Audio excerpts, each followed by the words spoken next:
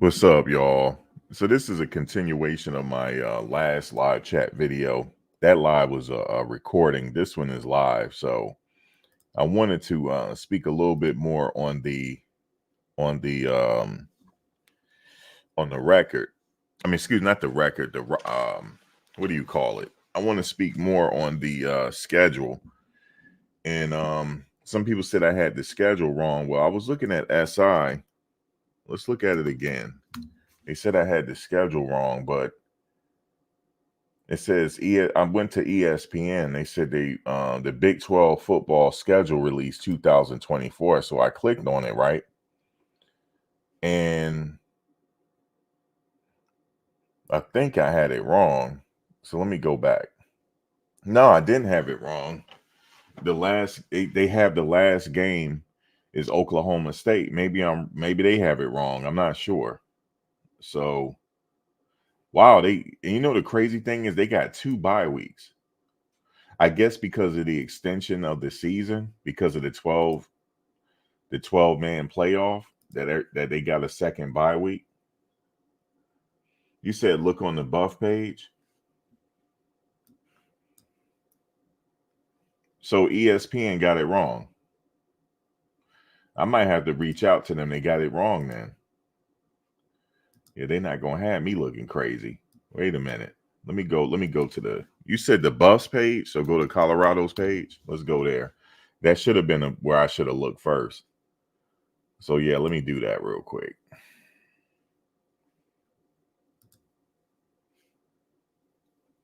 All right. All righty. Yeah, I do have it right. Somebody was trying to throw me off, man. I did have it right. Somebody was trying to throw me off. That's all right. I shouldn't have listened. The last game is Oklahoma State. I had it right. I'm like, man, why would somebody do that to me, man? When I'm recording. The last game is Oklahoma State. Let me show you. Well, technically the last game is the Big 12 championship, but yeah, I had it right. Hold on one second. Share screen. All right. And I was like, wait a minute, I got the schedule wrong?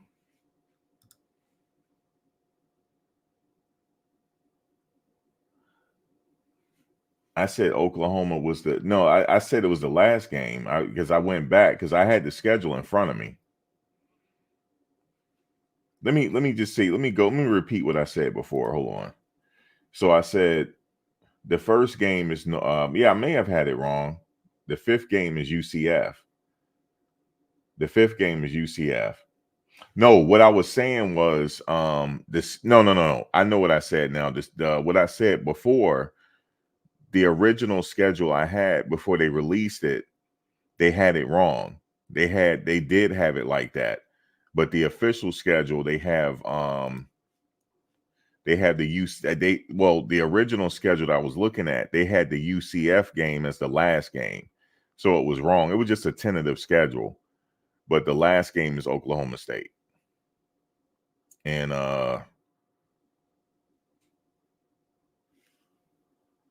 yeah. And the fifth game is actually UCF. They had it. The schedule I was looking at had it as the last game, but that wasn't an official schedule. That was just the listing of the teams were playing. That's all that was. But what's interesting, they got 2 bye weeks, and everybody has 2 bye weeks. I think it's because of the the potential of the season has been extended. So that's what that is.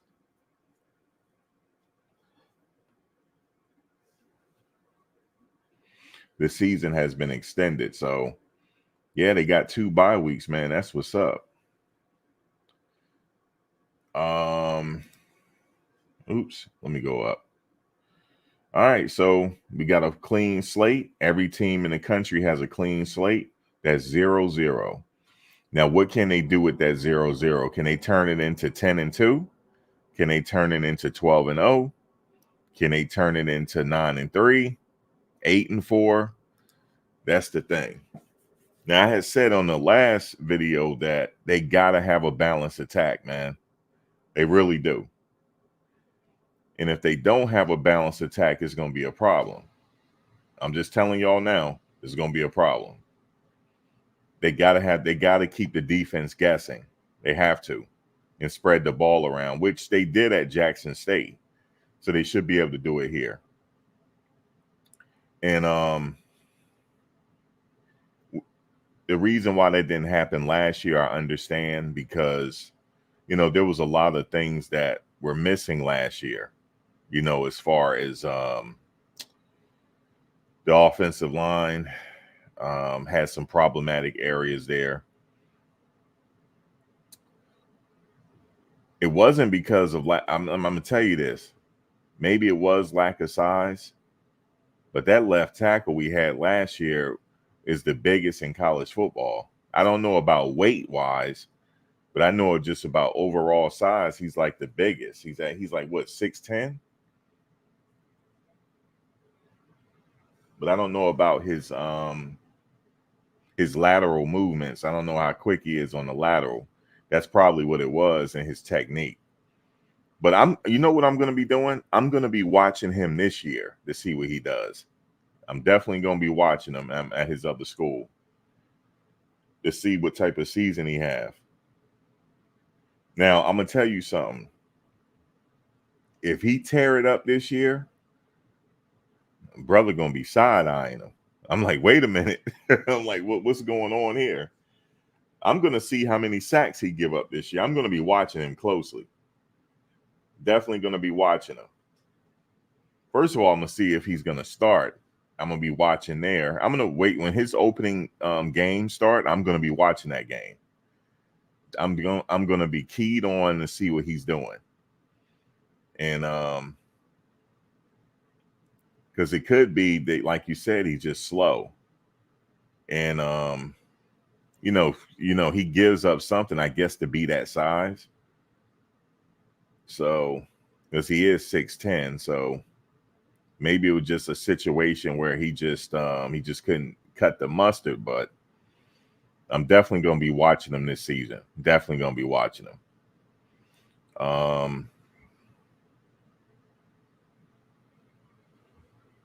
Yeah, that's what I'm waiting. That's what I'm watching for, LG. I'm watching that. I'm going to see exactly what he do. And I'm going to be watching Chloe. And guess what I'm going to be doing? I'm going to be commentating on his games throughout the season. I want to see what he does. Definitely want to see it. And also I want to see what he does against you know, real competition. You know, like if they play a big game somewhere and he don't give up no sacks, I'm going to have a side eye. I'm definitely going to have a side eye.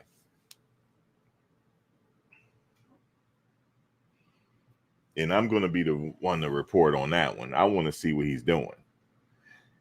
So him and his boy, because they both on the same team, him and Van Wells. I want to see exactly what they do. And if they have a stellar season, then I got all types of side eyes, all types. You know, I had big things for him last season because he's so big. You know, I said to myself, he's 1 or 2 techniques away from the NFL because he's so big. You know, but it could be the lateral, though. You know, it could just be the speed, the footwork. See, that stuff can be worked on. Like the footwork, the technique, and all that. That could be worked on. Somebody can work. That's some stuff he got to do in the off season. Now, I don't know what type of off season he has. Do he really put in the work or not? I don't know. But he gonna have something to prove this season. I'm gonna be watching him. Definitely gonna be watching him. In that right there. But I'm telling you right now, if we mess around and have a balanced attack, it is on and popping. It's on. It's on. They just got to have the balanced attack, and things is up. Things is all the way up.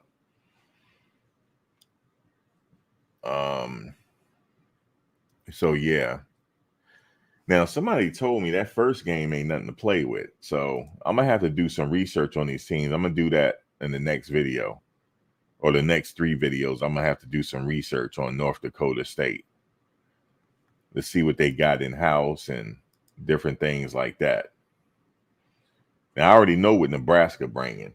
They got another quarterback. Nebraska needed a quarterback. Their quarterback that played against us fumbled a lot. He messed them up. He's very athletic, and he can run with his feet, but he was fumbling. But now they got them a quarterback, and they picked up a few other components. So let's see what they do. Now, you already know the Colorado State game is going to be all the way up. You already know that. That's going to be that's going to be a lit game. It's going to be sold out, and it's all disrespect intended in that game. They don't like us whatsoever. And they already let it be known that they don't like Colorado. You said how many sacks will this year's offensive line give up this season? Prediction, I would say average. I say overall it should be average within the nation's average. Yeah, I didn't hear him say that. Did he say that? He said he wished CSU was game 1. Well, guess what? It's game 3. It's game 3. And I'm telling you right now, that's the game I got marked on my calendar. Oh, he said on Undisputed. I missed that part. I saw a clip. To be honest with you, I didn't see all his Undisputed interview. I just saw clips of it. But he wished that was game 1. Oh man, that's game 3. And it's an away game, and it's all disrespect. That team don't like us. They don't like him. And I remember last year, right? I remember last year before the game when Shedeur and them was warming up, that offensive line and them big boys had something to say about him. One dude said, I effing hate you or something he said. So it's up, man. But this year, though, the guys that we got on the field, they not playing that. I'm just telling you, they not playing that. So we got a different type of offensive line in trenches out there now. We got a different type. It wasn't the same. How they say it, last year price is not the same. It don't went up. Yeah, I like that they kept the in-state rivalry game, because that game, it's just it's a problem. That game is personal. They already made it personal. When his wife said Shedeur, you know what she called Shedeur? Called him a little B. Called him a little B word. Oh, it's all the way up. It's all the way up. I love when she said that. Because if I was Shedeur, I would definitely have them marked on my calendar. Definitely. I don't care if we win another game, we got to beat them. And not only beat them, we got to run the score up. We got to run the score up on them. Yes, indeed. But I'm telling you, this team we got out there now, it ain't going to be no jaw jacket on that field. I'll tell you that right now. Because they're going to see that beef out there. They're going to be like, not only that beef, we have some steppers now on them in them trenches. Now we got some steppers. So if they decide to hit Shedeur late and run his head into the ground, oh, that game might get canceled. It's going to be a problem. So definitely, I mean, hopefully cooler heads prevail, because we don't need to have everybody get ejected. But we got some beef out there now. So it is all the way up right now. You said Shedeur about to go crazy? Oh, yeah. Yeah, he about to go crazy. Yeah, he about to go crazy. He got to. He got to. Because I'm telling you, we can't lose that game. Oh, my God. We can't lose that game. We can't lose it. That's the game that we got to run the score up. And we can't have any more games like Stanford. We can't have no more Stanford games.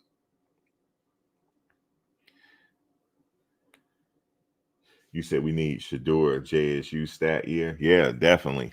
Well, you'll probably see it because he has adequate protection. So you'll probably see those numbers again. Colorado State lost some key players. Yeah, Kamara is gone for the draft.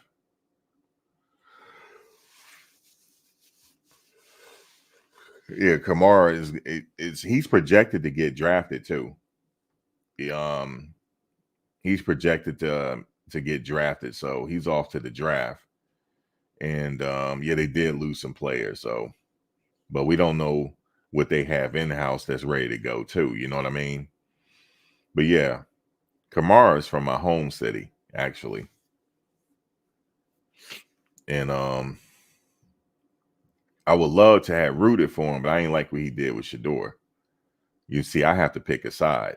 When it comes to this, you know what side I'm on. I got to pick a side. Even though he's from my hometown, I want him to do good in the draft, but I had to pick a side here during that game. I ain't like what he did. And I knew he was going to do something because before the game, when they were warming up, he had a lot of stuff to say in Shador's direction. And you can tell on his face and the look on their faces, they were in disgust with us. They were disgusted. So it was bound for somebody to get hurt. It was bound. I just knew something was gonna happen. And then look what happened to Travis. Look, I couldn't, man. If I was Shiloh, I'd be out there talking all type of crap. I said, yeah, try that cheat shot one more time. I guarantee you this game gets suspended. Try it one more time. Try it one more time now. You're gonna be hearing about this on ESPN. Bench clearing brawl. Try it one more time now. Because I don't care what nobody say. That was a dirty play. Football is football. Football is rough at the end of the day, but that was a dirty play. And he's lucky Travis is a gentleman.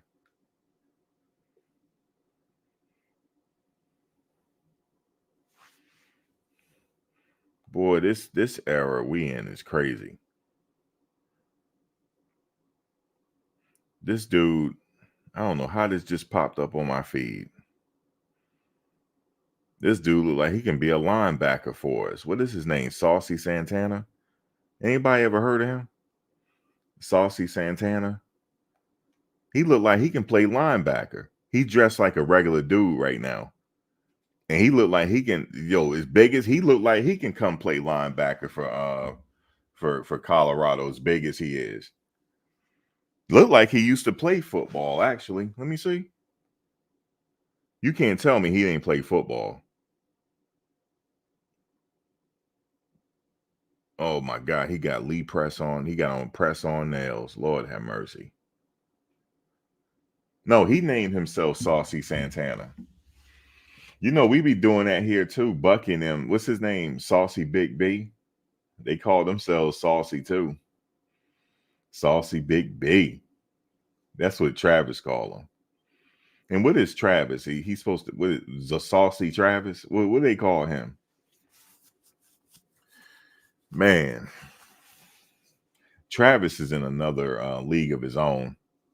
I don't know how he don't get tired. I just don't know how. Yeah, I know Saucy Santana carry a purse, but let me tell you something though about Saucy Santana. Saucy Santana look like he can be a linebacker. I remember he was going against DJ Academics, right? He said, "Look here, you pick the spot and come outside, and I want that fade." He'll mop DJ Academics all up and down the street, man. Saucy or not.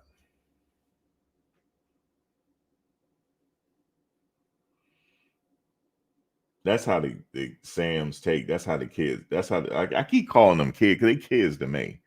That's how the kids play with each other now. Saucy and calling each other Zesty and Zesty Zay. And shout out to Xavier. He was featured in Reach the People Media video at the end. Said he was bringing back Darius phone. Shout out to Zay. Man, I wish he could still play, but he probably stayed in Colorado to get ready for pro day. Hope he get drafted. I'm champion for him to get drafted. That's my guy right there. You said press on nails in a full bit. Listen, dog. Saucy Santana. Hold up. Let me take this picture. I gotta show you all this. I gotta show y'all this, man. I gotta show y'all this. This dude, he can play. Yo, Saucy, you need a scholarship or something? He looked like he could play linebacker.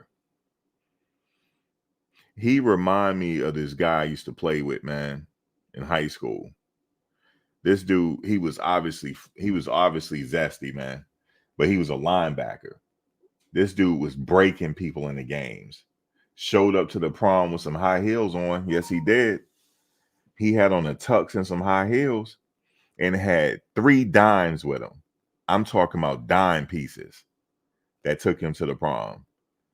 And my boy, this was before I graduated. My boy took Lauryn Hill to the prom. Lauryn Hill, you know Lauryn Hill from the Fugees. She went with him to the prom. And everybody was there to see her. And then here he come with 3 dime pieces, dog. Just panning. 3 dime pieces. And had everybody just looking. Everybody was like, yo, what the fuck? I say, bro, man, he know all the type of women, man. I'm not sure if he got a combine invitation. You say he's UFL material? Nah, he NFL material. NFL, man. NFL. I'm wanting to go to the NFL. Look at this guy right here, yo. You tell me this guy can't play linebacker, yo. Forget the nails for a minute. That's Saucy Santana, man. That dude can play linebacker, man. Or something. That's Saucy Santana. Boy, these young people, something else, man. They something else, man. He like to play linebacker for us, man. Yeah, you said let me reel myself back in. I don't care about getting canceled. I just watch what I say. You see what I'm saying? I ain't say nothing bad. I just said he looked like he could play linebacker. He got nails on though. I mean, shoot, it ain't that far from the players that's out there now. What's his name from USC? Paint his nails, don't he? He paint his nails, and he wear purses. You said he's a marshmallow, just big, no hard hits.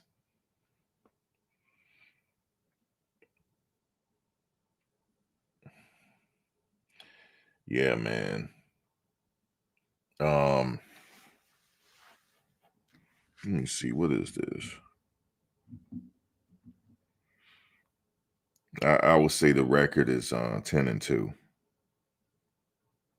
10-2 on the record, and they could, depending on, they could surprise me with some of those games and actually go more than that. It just depends on those heavy games. Like Utah is going to be a heavy game, and that's a home game. And I heard Cam Rising coming back, so you got to watch out for him running because he can run. He don't look like it, but he can.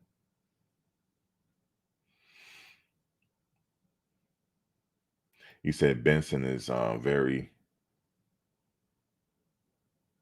I got them losing to Arizona and Nebraska. Excuse me, no, that's disrespectful. Not Nebraska.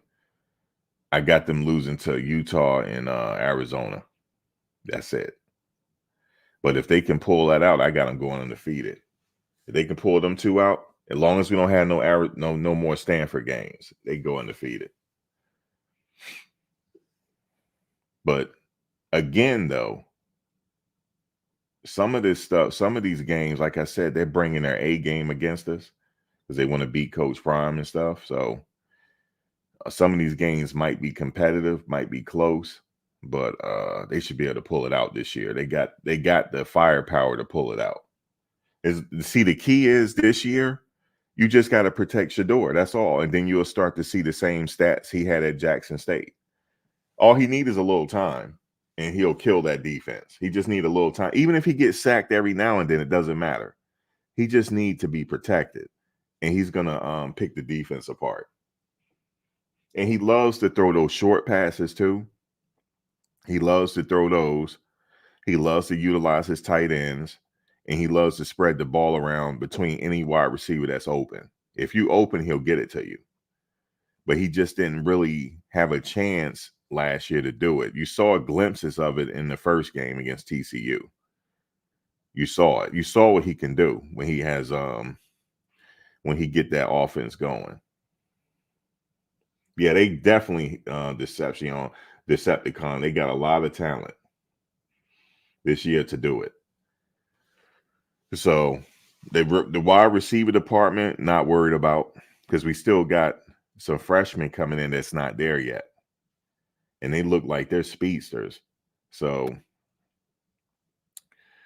they're not there yet. We already know Dylan can catch the ball too. Alton can as well. So yeah, it's gonna be something to see. I'm not worried about the secondary because we're loaded. Not worried about them. Just stopping the run though, which should be corrected because they beefed up that line. So we should be good to go there. See, that's what we all needed last season, and we managed to get 4 games out of it, right? Even with Shedeur going down as much, managed to still get 4 games out of it. Imagine if they had a full team, then things could have, been a lot closer. Because, like Coach Prime said, a lot of those games they were in contention. The score really doesn't tell the story, especially that USC game. Now that Stanford game, that did tell the story. That was just a complete. I don't know what that was. I think it was because Friday the 13th. I don't know what it was. It was just bad. But we got some, like you said, we got Benson as a vocal leader. We got some vocal leaders on that team that's just not going to put up with anything. So that's a good thing. However, though, I don't want no snitching. Don't want no snitching. Hold each other accountable, but don't snitch. Don't snitch. I saw that. I ain't gonna tell the player who I'm directing it to, sir. Talking about somebody said something in the lunchroom. Nah, that's out of pocket. That's out of pocket. You don't call that in front of the coaches. Okay? If somebody need to pick their socks up, you do that amongst each other. Don't say somebody was acting a certain way in the lunchroom. That's snitching. And I know people caught that, but I'm not gonna bring that up. Sir, you're not a starter. You need to be quiet. Okay? Only the starters need to say something. And the lead and the people with the captain on their or the dog on their jersey. Those are the ones that should be really vocal and supposed to be holding people accountable. Okay, sir? Not you. When you said that somebody was acting a certain way in that lunchroom, that's not what the coaches wanted. I'm just letting you know that. You were just trying to be styled. You were trying. What was he trying to do? This is what we used to call back in the day, sir. It's called signifying. You were trying to signify, and it's not happening because you're not going to play. You're not seeing that field, so you need to be quiet. All right. Yeah, I ain't like that. I ain't like that. That I didn't like. I would have said something if I was a coach. I said, "What are you talking about? Somebody did what? Well, take it up with that player then."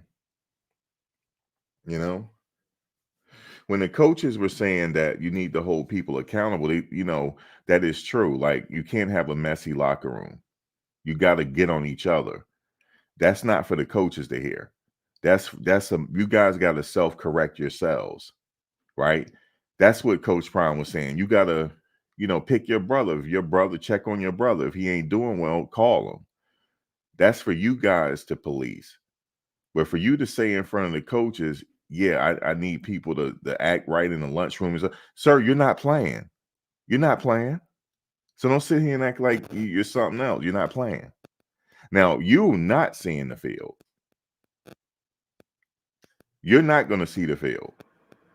So you shouldn't be sitting there saying that something what the players did in the lunchroom. And I can tell you, sir, that everybody that was listening, they didn't like that. I could tell. I could tell by the way their faces look. Telling you, man, I'm old school. Nah, I would have said something. I said, sir, listen, don't do that again. Okay. Now, if Travis want to say something, then that's different. That if Travis wanted to say something, if Shador wanted to say something, or Shiloh wanted to say something, or if Chidozie wanted to say something, if Rock wanted to say something, hell, if Trevor Woods wanted to say something, but not you, because Trevor gonna see that field this year. You are gonna be on the scout team. Like, you know what I mean? So, yeah, I didn't like that one, sir. I didn't like it. I didn't like it. I knew what the coaches were saying. Like, you got to hold each other. If you see your brother wearing the wrong socks, make sure you pull him to the side. Like, brother, put on the right socks. So you know Prime gonna get on you. And if your brother need a call because he can't get up in the morning and you think he's gonna be late, make sure you call him. He didn't mean call somebody out in the damn because they did something in the lunchroom. That's something you're supposed to say. You're supposed to pull that whoever did it aside. That's what you're supposed to do. Yeah, boy, no. I'm not talking about Bucky, DS. I'm not talking about Bucky. I'm talking about one of the players. No, I'm not talking about the kicker. It wasn't the kicker that did it. Ben did it. See, I called names out. Ben did that. Ben did that. He wasn't supposed to do that. Yeah, let me go to it. Let me see what y'all think. Hold on. Let me go to it, man. Let me go to it. I mean, I get that he wants people to act right in the lunchroom. I get that. But you got to call the players out that did it. That's what you got to do. Now, where is this video at? Let me find it. Let me find it.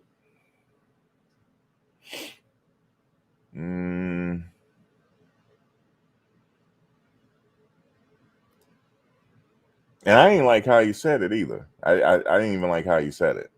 But let me find it. It was on Well Off Media. Let's see. Where is it?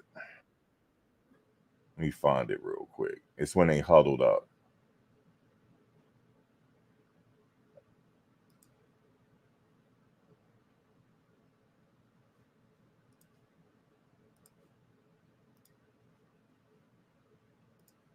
Whole body. Focus on it. Focus on your whole body. Don't be scared to get multiple treatments. Anything else? Yeah, be respectful of people in champs. I seen some bad attitudes. Quit that shit. They're here to help y'all. In champs. I can do that. Food people. Sorry. Meaning have some gratitude. Say thank you. Please and thank you. Please and thank you. These people say No, sir. Ain't no please and thank you. Ain't no you should have called what you were supposed to do. Whoever the bad attitudes that you saw, you were supposed to pull them aside. Not here. You weren't supposed to do it here, sir. Not with your chest out talking about please and thank you. Because you're not playing. You're not going to play. All right? So there it is right there. What's up, y'all? How y'all doing? Yeah, I didn't like that one. Please and thank you. Didn't like that one, Ben. What's the word, Thomas? Yeah, please and thank you.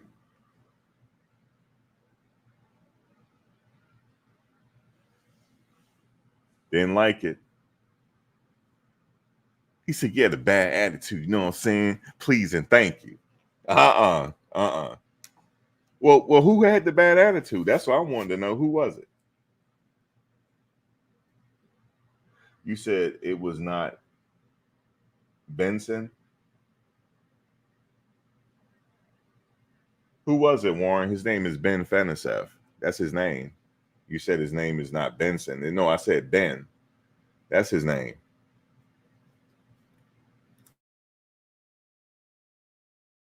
He said, please and thank you.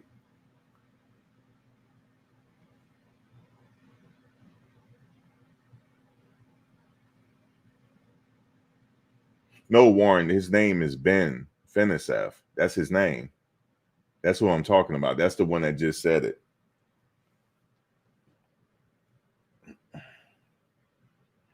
What I'm telling him is he was supposed to pull those players aside. Not right there. That's snitching at that point. No, sir. You guys supposed to be together. You're not supposed to be trying to big ball. You guys supposed to be a unit. If you got to pull somebody aside as an upperclassman, then pull somebody aside. That's how you got to do it. Not with your chest out in a meeting. That's not how you do it.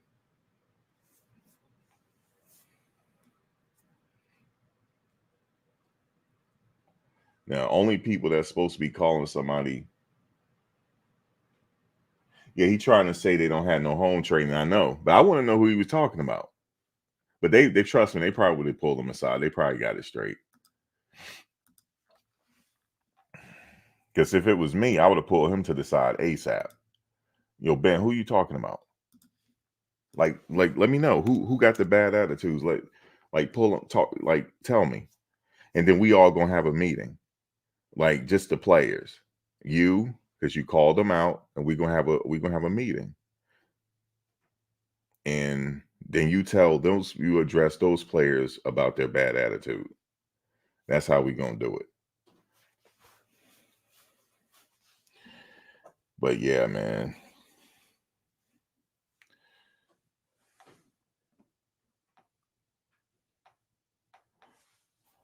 Oh, he is bold, Chanel, to call it out in a meeting like that and said something about the bad attitude. No, he is bold. He is.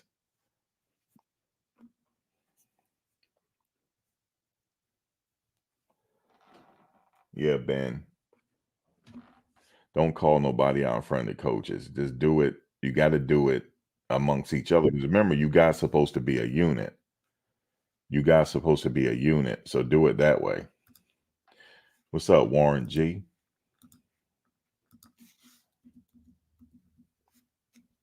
Warren. What's good? What's good? Oh man, nothing much. Am I crispy, Max? Yep, you crispy. All right, thank you, sir. What's good? Hey, what's up, Thomas? What's up with everybody? Oh, nothing much. Can't call it. Yeah, man, he wilding for that. Talking about y'all gotta quit acting like heathens up in here. Let me play it one more time because maybe I'm tripping. Hold on. Let me play it one more time. Sometimes you gotta hear it. Sometimes you gotta hear the third time. Let's see. One area. All right. Somebody told me earlier today they was focused on one area. You got a whole body. Focus on it.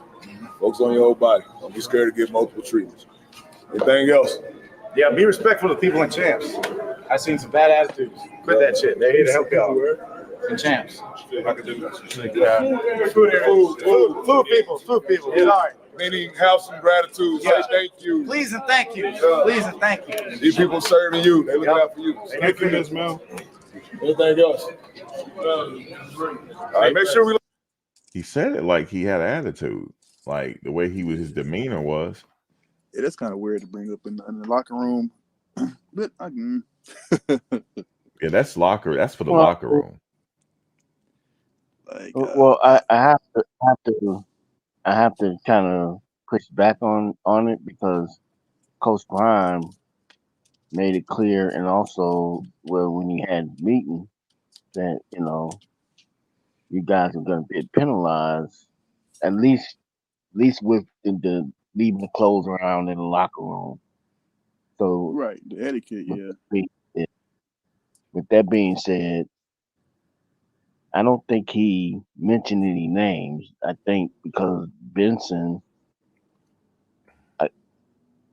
led off the conversation with, let's not be afraid to cross the aisle and check one another if we out of pocket, basically.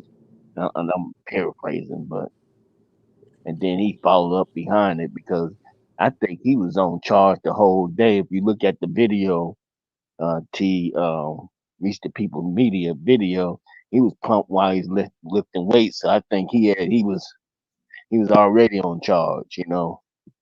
And I think that's part of it, you know. And then he It's probably just come from a different culture where, you know, in the hood we know the deal. We know that's like unspoken rule, or sort of speak, if I can say it that way. You know, it don't even have to be said. We ain't taught that. We grew up with it.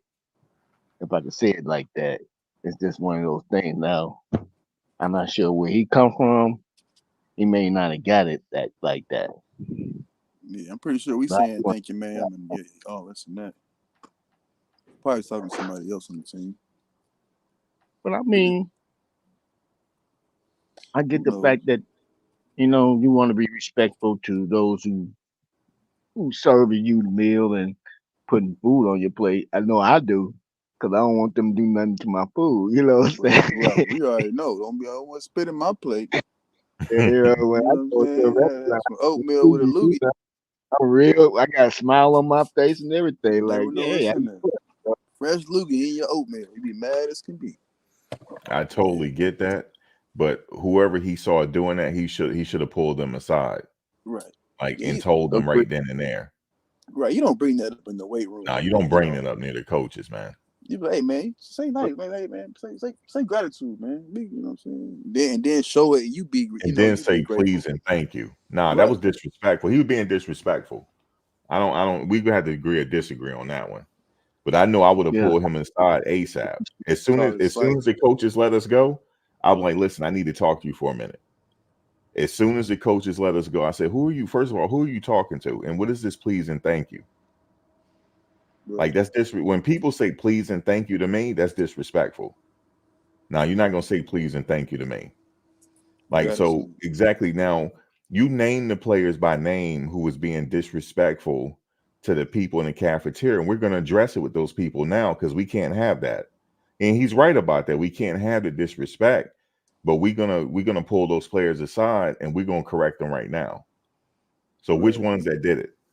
Or are you naming everybody? Because I wasn't disrespectful to nobody. So who exactly are you talking to? Yeah, Yeah. I would have had to get names. And then we would have had to all have a meeting to make sure that don't happen again. Yeah. That's too Yeah, that's what I general. would have done. Yeah, that was too general. You know what I mean? To be made like that, like.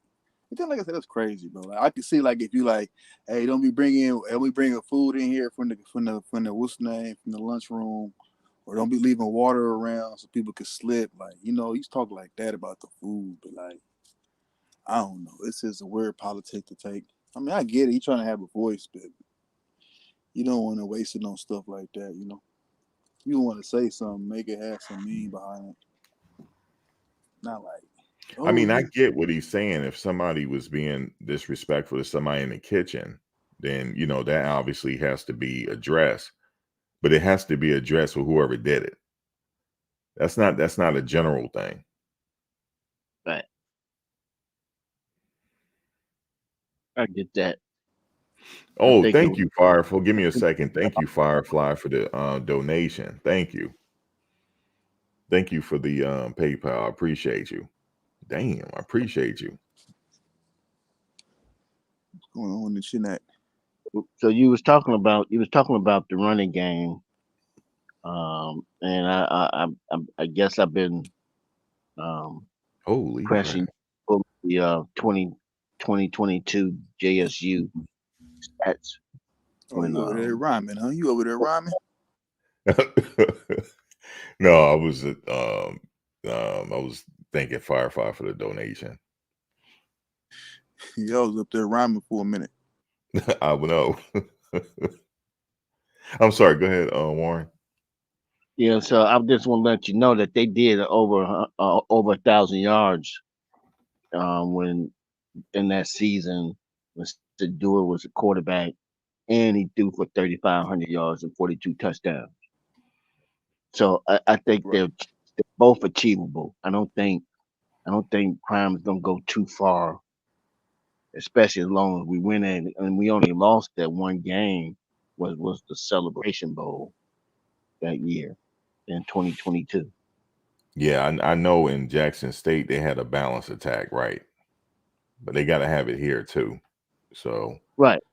I They just built a believe that's gonna baseline for it. I really believe that he's trying to go back to that page, or that Right. type of balance.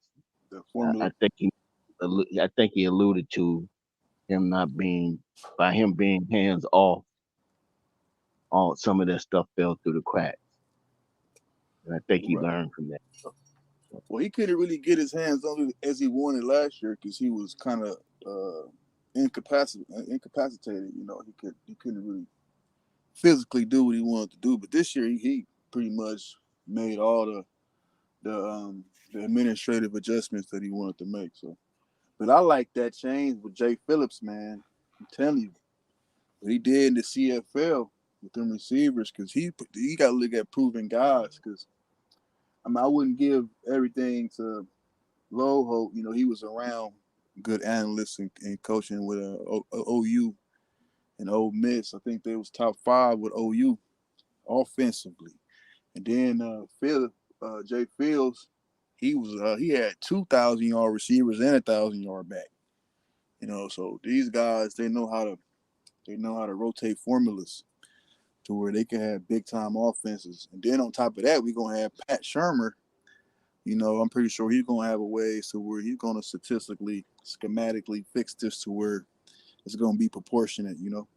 I look at 40-40. I don't think it's gonna be a 40-10 offense like last year. I think it's going to be more 40-30 range because that defense is going to give us options, man. Get that offense going. You know what I'm talking about? right, yeah, I was saying it's yet to be seen because I was just going off of last year. They like kind of abandoned the run a little bit, Right. but they definitely. I was just saying they have to go with a balanced attack to get in these playoffs. They have to. Right. There's Just to no keep like Shador. room for nothing else. Just to keep Shador's his efficiency alive. You don't want to throw 40 yards and have 20. Throw 40 attempts and have 20 completions. They want to look more at that 20-30 completion rate. And get those 30-35 run plays out. Just to get, that's a dominant formula for any college team, any team in football. You got to look Yeah, at it and that I way. had said earlier about them being focused on the Heisman. The only reason why I said that is because the recruiting, I forget with the recruiting director, whatever, he said we're looking for these blockers to block for our future Heisman Trophy winner. I don't want the focus to be on the Heisman. The focus should be on the balanced attack. And then if they run the table, possibly somebody's gonna win the Heisman. Possibly if they go undefeated.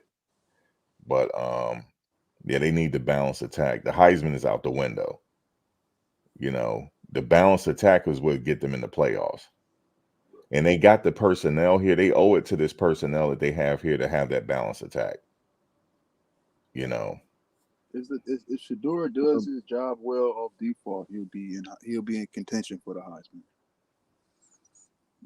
If he get the ball even to the running backs, to the receivers, he got enough weapons on offense to where it can get pretty crazy real fast. Yeah, if he put up them type of stats he did at JSU here, yeah, he'd definitely be in contention. I see him doing better. Remember, he keeps getting better. Yeah, a lot better.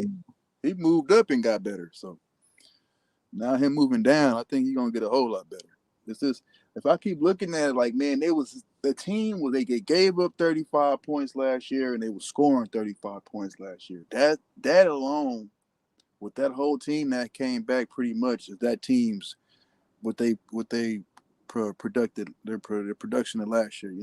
So if you just look schematically, like if you could just look. Let's say the offense don't even change. Let's say they still score 35 points a game this year. Okay, let's say the offense still production is still the same. But if they improve on defense, just 2 touchdowns, you giving up 16 points a game. You could be averaging 35 a game. That's winning games. And it's not many teams in the Big 12 that's averaging 35 plus points a game. Like they just Yeah, don't there's score not like that. many, but you know these teams are going to be bringing their A game against it. Because remember, we were supposed to beat Stanford and we didn't. Right. But We were I say supposed to that too. beat Stanford. I say that too. But look, they averaged that offense last year, and they went up against NFL defenses last year. They didn't go up against they went up against some pretty solid defenses last year. And like just to look at those little number takes, it could be a lot could change with this team, yo. I see Yeah, Shador do. I just don't want the offense featured on one or two players. Yeah, Because if nah, they it's good. do that, it's over. Yeah. It's over.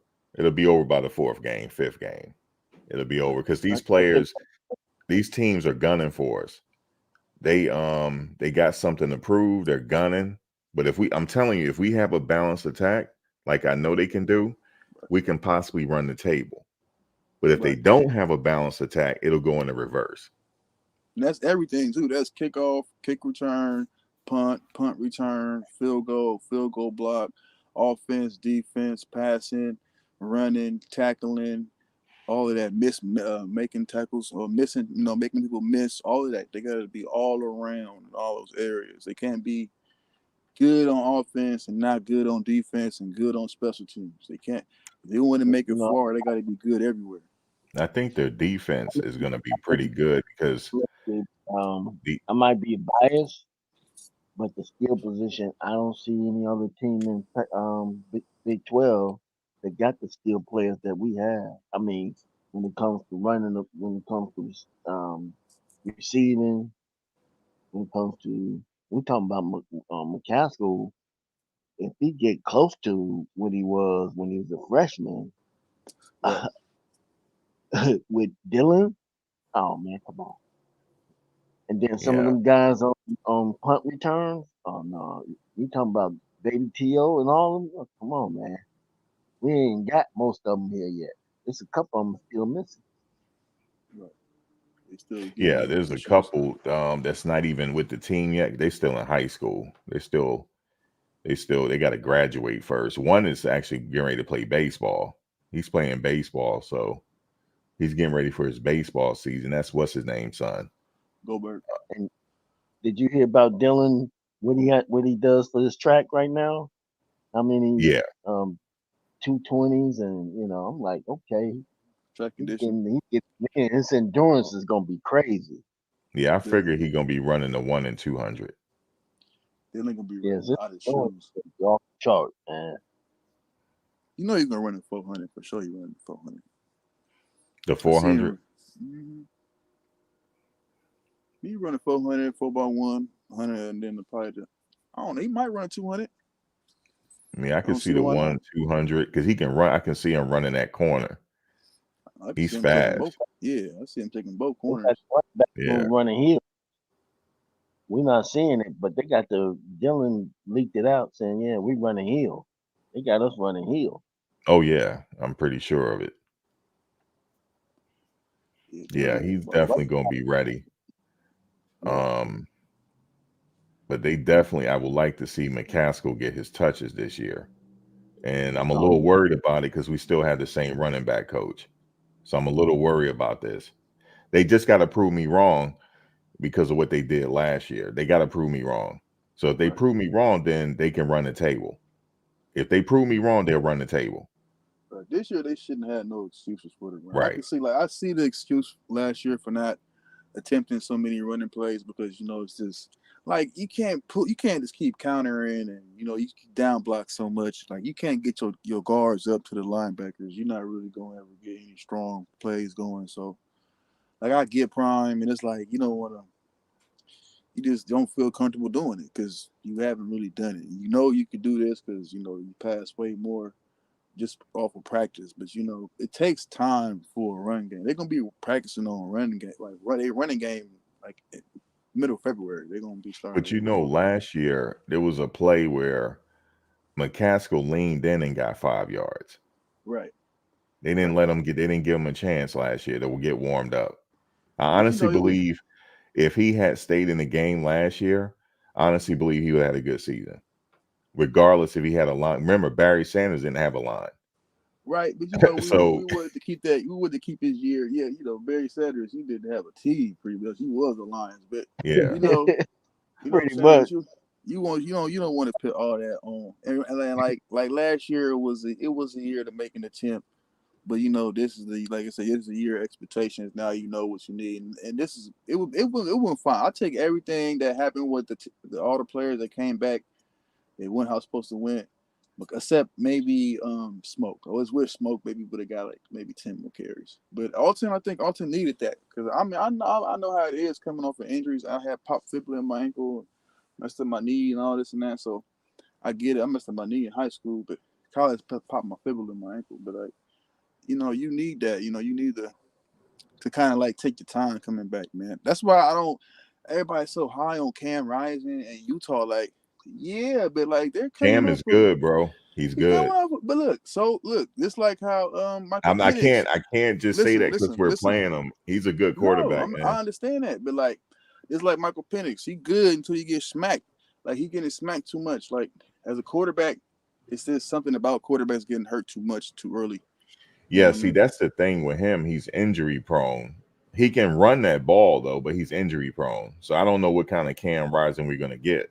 Right. That's the only thing about. That's why when you quarterback, you don't want your quarterback getting hurt because Well, it could be something else when coming back. Go ahead. well, I can say this about Shador. He's been battle tested. Well, yeah, Shador didn't get wiped out. Man, Yeah, he He's didn't get been wiped. He just got bruised up. Shador, he's Shador been got battle bruised. tested, so I'm not so man. scared with him this year that I was last year because man, he got hit so much and he still popped right up. So I'm like, okay, so I could he could take a hit. You know what I'm saying? He ain't running over to the sideline talking about I'm hurt. He like, no, Right. I'm gonna And get that's mine. something. Right. He's a solid young man, 6'2", 220. You know what I'm saying? I don't know. I think Cam pretty big too, but you know, sometimes some people bend, some people break. You know what I mean? So, you know, it's just I just can't really get comfortable with Cam Rising. I just really can't. Just knowing that his defense is coming to get him every time and any little, you know, I like it mean, I really seen this guy break a 60-yard run. I'm like, I didn't know he can run like that. Did you? I didn't see that game. I'm not a Yeah, Cam man. Rising follower. I seen him break a 60-yard run and do it like a spin off a linebacker and then went 60 yards. He's deceptively quick, but I don't know what kind of Cam Rising we gonna get. Right.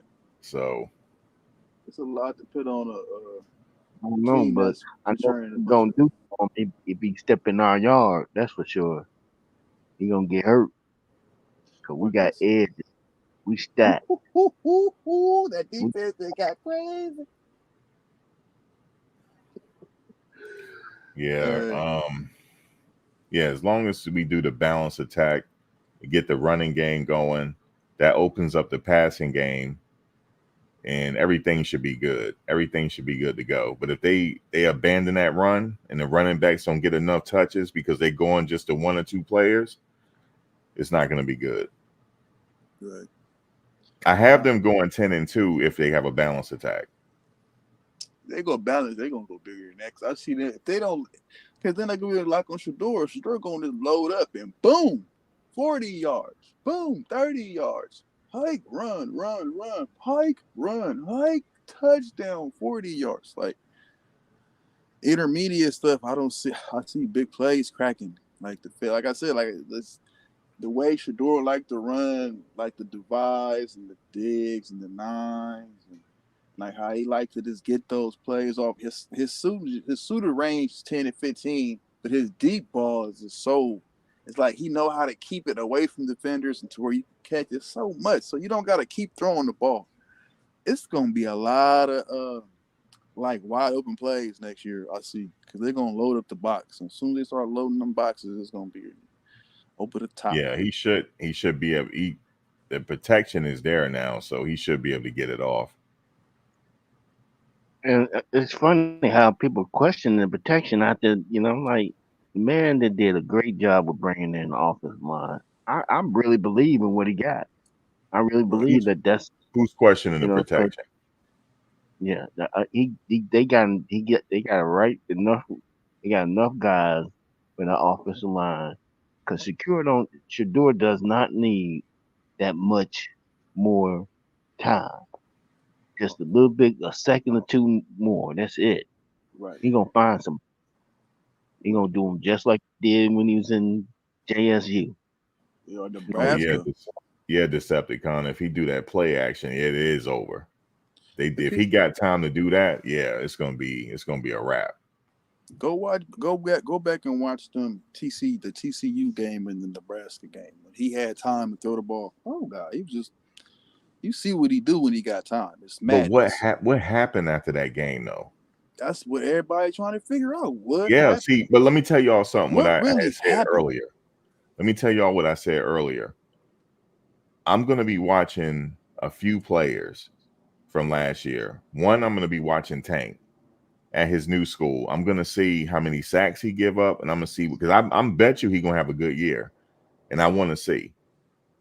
I want to see because if his lateral was that bad, he shouldn't have been starting. If he had a bad lateral and he couldn't move like that, he shouldn't have been starting anyway. Because you know why I say that? He played a very crucial role on that offensive line. He played the blind side because Shador is right-handed. And if I have an offensive lineman that has a bad lateral and can't move, I would not have him as my left tackle. I would have to go to the JUCO. I would have to find somebody ASAP to protect Shador on that left side, but they didn't do that. So I'm gonna be watching him at his new school to see what he does, see how many sacks he give up. If he doesn't give up that many sacks, then I'm gonna have my side eye. That'll confirm it for me. Indeed. Because it was just too dramatic. Like how I get it, they went from CSU to Nebraska to Oregon. I get it, but to go from at least being able to block to just go to the Oregon game and just totally act like you got a blindfold on is just crazy to me. Like Well, you couldn't see give this how man no quickly time. he got picked up in the portal. Right. As soon as That means he's not garbage. That means something is up. I'm gonna watch. I'm gonna watch to see what kind of season he has. Right. Because if he has a breakout season and he's damn near getting ready to get drafted, then I'm gonna have a side eye on him. Right. There's no way in the world what's Kamara is supposed to he was 6'2", you're 6'8", 6'10", 300 something. Come on, you putting your hands on him. How can't you just aren't you hitting the weights? Like what are you doing? He was hitting the weights. He was hitting the weights. Like physically it doesn't make sense. And then it's like I get the skill aspect, but then you can't say you can't play because we just seen you play 2 games to where you were playing to where you could keep this position, and then to just come into this CSU game and then start to look suspect, and then the Oregon game, it's just like we didn't know who we had at Oregon game. It was just somebody else step on the field. So yeah, because you remember that first game with TCU. You remember the first game at TCU?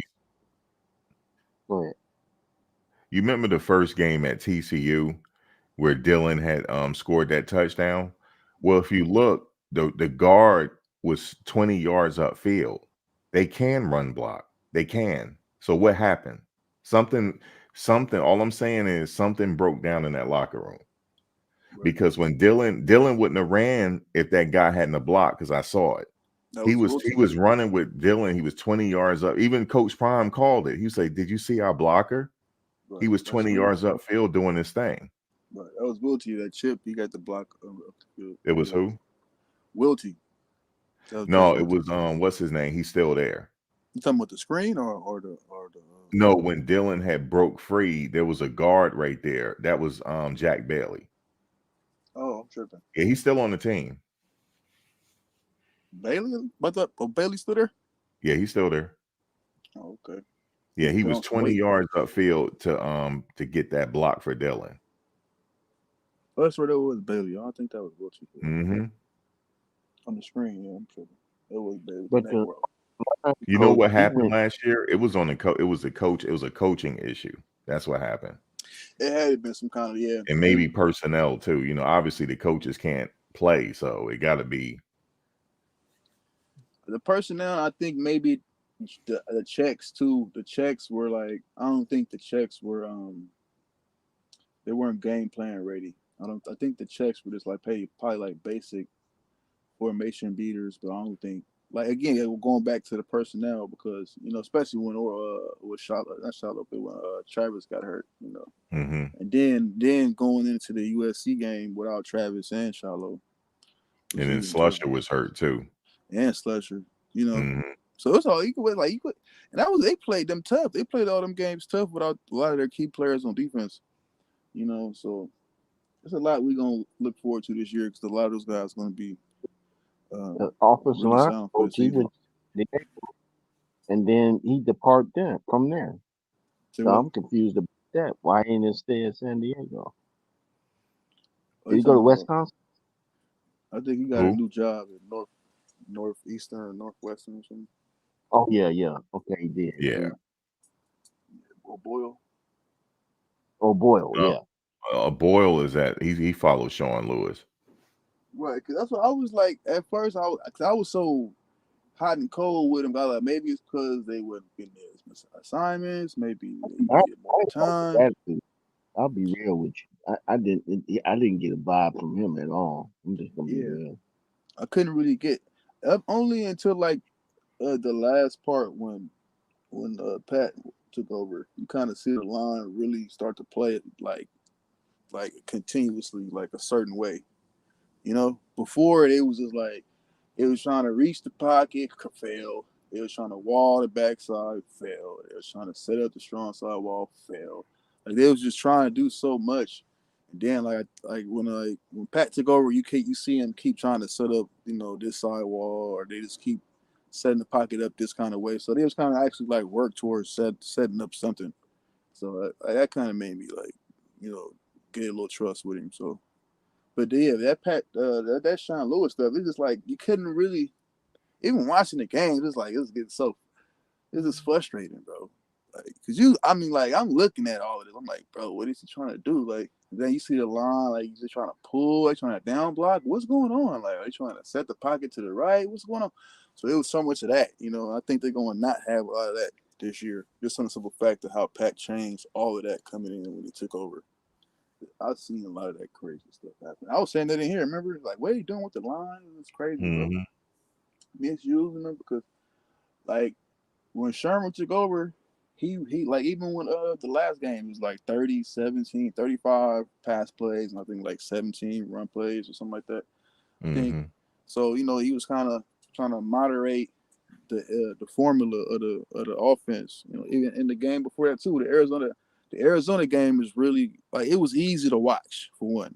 It wasn't so cringy like some of the Sean Lewis call games, but the Pat really when I really said okay, he got one of Arizona. You know, it was a paceful game. It wasn't too lengthy in what it was, but it was a well-paced game, and I could see that. And the offense actually was trying to accomplish something, and they did. It's just I think at the end, remember they should have went on it. I think I would still went for it instead of punting it because anywhere it goes, it's like you're not getting the ball back, and you get a ball up right there and get a stop. You might got a chance to get the ball back on the punt, but punt it away. It's like that's the game. That was the only thing I kind of like didn't like. The DC brings in Warren Sapp as a part of his package. You said the DC bringing in Sapp as a part of his being the D-line coach. Bring him with him. Well, Sapp coming though. Sapp be here next month. Oh, okay. Yeah, they say he's coming. The coach is not going to be here. The coach is going to put up in drill camp.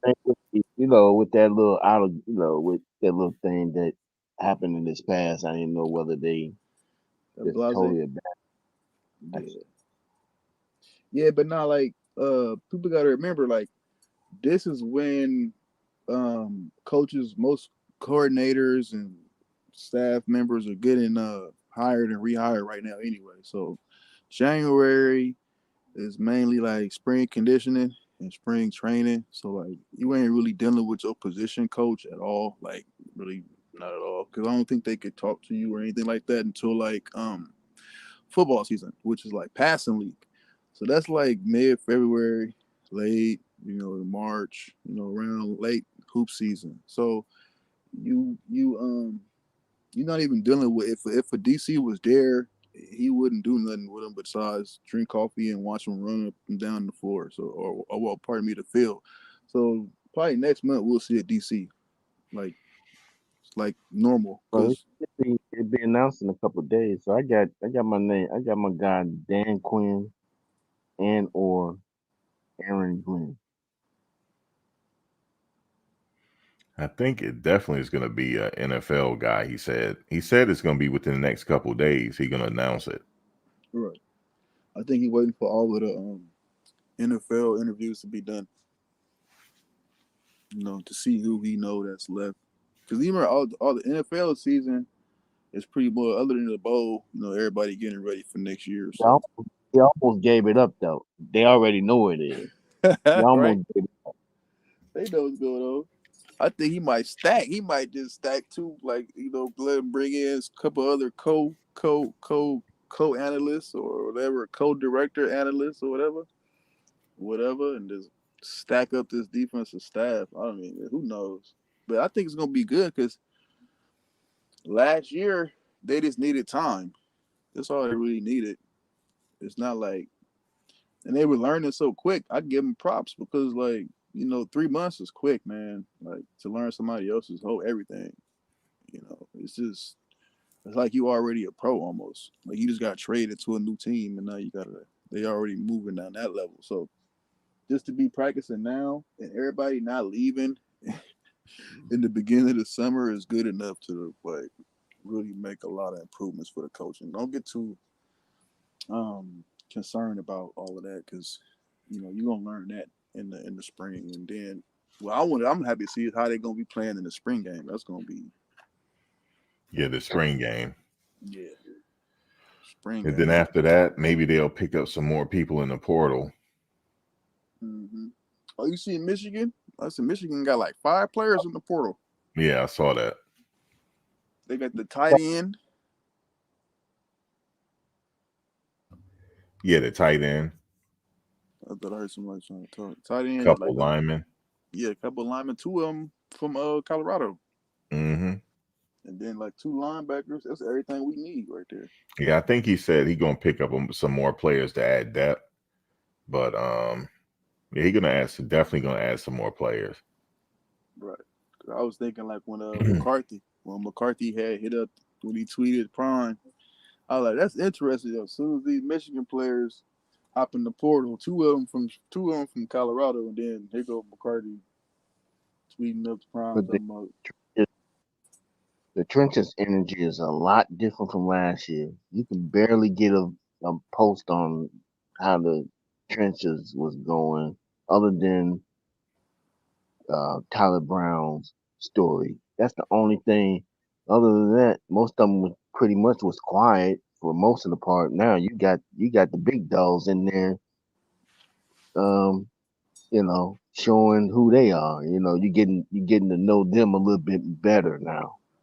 At least this time around, you could see the energy a little bit different. It's a little bit different in the right direction. These trenching this year. Yeah. It's real. My projected starting center is Tyler Brown. He's the strongest on that line. He's the strongest.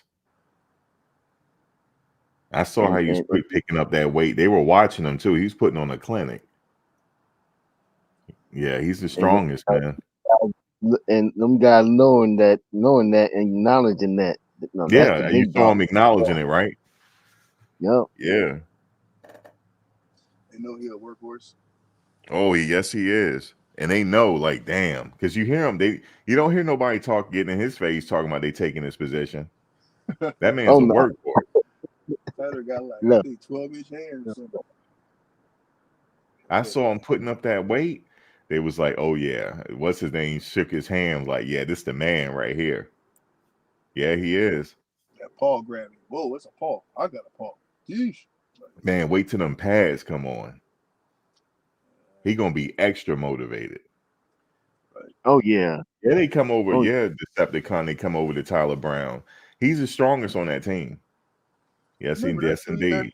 they looking at that's 320 we looking at. Tyler is 320. He might be more now. Solid too. That's all right. Remember, he's 6'3", that's 320 pounds you're looking at. He they Man. little nothing like there. and I heard some people say that he don't think he gonna start. I said, you crazy? Man, listen, Thirsty, man. He thirsty. He hungry. I Bro. didn't see him. Let me see. Yeah, he did squat a little bit. I missed some of it, but his squatting is through the roof, man. And he's not even like at full blast yet. Wait till by training camp, he gonna be at full blast. He really gonna be wooing him in that weight room. Yeah, the whole year lifting. Yeah, he playing. That's all. He gonna see a lot of that field. Definitely is. Man, they got a long way to go back. Don't get me angry. wrong. Them big boys, they strong too now. Don't get me wrong. All of them strong. But they had to acknowledge him though. They were like, wait a minute. Yeah, this guy's the man here. But they all strong though. Yes. They know a dog when they see a dog. Mm-hmm. And he's quiet with it too. Mm-hmm. Yeah. All business. Bully though. That's my man. Yeah, he gonna be ready. I'm looking for some good stuff from him, bro. Yep. He gonna be See, at that center position, right? Typically, the center position, he has to be smart. The center has to be smart. He's working hand in hand with the quarterback, looking at what the defense is doing. And he's also communicating with his defensive line. I mean, his offensive line to make adjustments. So yeah, look for him. That might be his position right there. Tyler Brown. But yeah, I'm looking for big things for him this season. Yeah. I think he'll be able to help coordinate that O-line. Then he got a bunch of, it's not just him too, a bunch of other experienced O-linemen. They're all gonna be down there pointing and talking. Yep. That's how I like. I'm like, I love it. Don't you love it when they be communicating before the ball is snapped? Mm-hmm. I love it. They be looking and like, all right. Yeah, and they point in the center is pointing. I love that. Chuck Razor. I got you. God, I love that. And look, and you know Shedeur gonna be protected. I just know he is. I know he's gonna be. That's why he's acting the way he is. He feels it. He know he's gonna be protected. Yep. Out there with it. Don't tell me, man. It's a mission. That's the mission. That's the agenda for this. Hey, Warren, didn't you say this? Were you the one that said this? You want to see Shedeur line up at center? Did you say that? No. You say you want him to line up at center one time to see the. I don't know if you were the one that said it. You want to see the magic hands. You want to see the play fakes. Yeah, eventually, yeah, he will be able to do it this year. Man, it's gonna be, man. If Shedeur get the man, I think he's gonna be blowing defenses away. If he already eyeballing to death. They can't handle how he looked down the field. Could you imagine if they had to worry about the play, the hand, and the look? I just want to see him throw a couple audibles. I just want to see him throw a couple audibles and switch it up a little bit. Yeah, man, it's gonna be nice to see. He did at Jackson State. You're gonna see it here. The audibles would be cool, but I would like to see him just line up under center. And then he gonna do it. And give him a cool play fake, bite the linebacker smack the running back, and he roll out, then he just shake the end, and then it's wide open. Those are the ones they want to see too, though. And then just play with the eyes, and just play off the safeties. They want to see that. McCaskill, that's my project, and that's really who I'm looking for. That's who you gunning at, McCaskill. Yeah, man. I want to see him run downhill. I want to see him on my side running downhill instead of Houston. Well, he looked fresh now. He looked good to go. You don't see no hesitation in his running no more. He looks good to go now. You forgot them knees and forgot they've been through a surgery now. That's what we need them. McCaskill's gonna freak out. I'm telling you, I said that's little TD, that's little AP right there. He gonna freak out. Man, They get can't wait to see him. I can't wait to see him run downhill.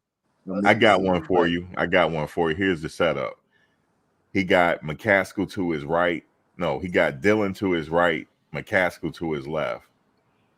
He sees something in the defense. He go up to Tyler Brown and say something, and everybody talking. And then he hike it and just throw it deep. Jimmy caught it. Man, I can't wait for that, man. Or McCaskill going to the flat. Or Dillon going to the flat. Oh, man, it's going to be over. It's going to be over. Yeah, I got him going 10-2, man. 10-2. Or even more than that. At least. I don't see nobody keeping it. Look, they last year's team was averaging 35. I don't know how, but they was averaging 35 points a game. Dude, they don't even have all the speedsters there yet. They're not there yet. They got two more coming. The ones in high school, they got 2 coming. Told you, They got a track. You talking about Dillon running track? We got a track. It's gonna be a track meet on that field, man. Right, defense gonna have to keep up. Now I can really call them Speed University.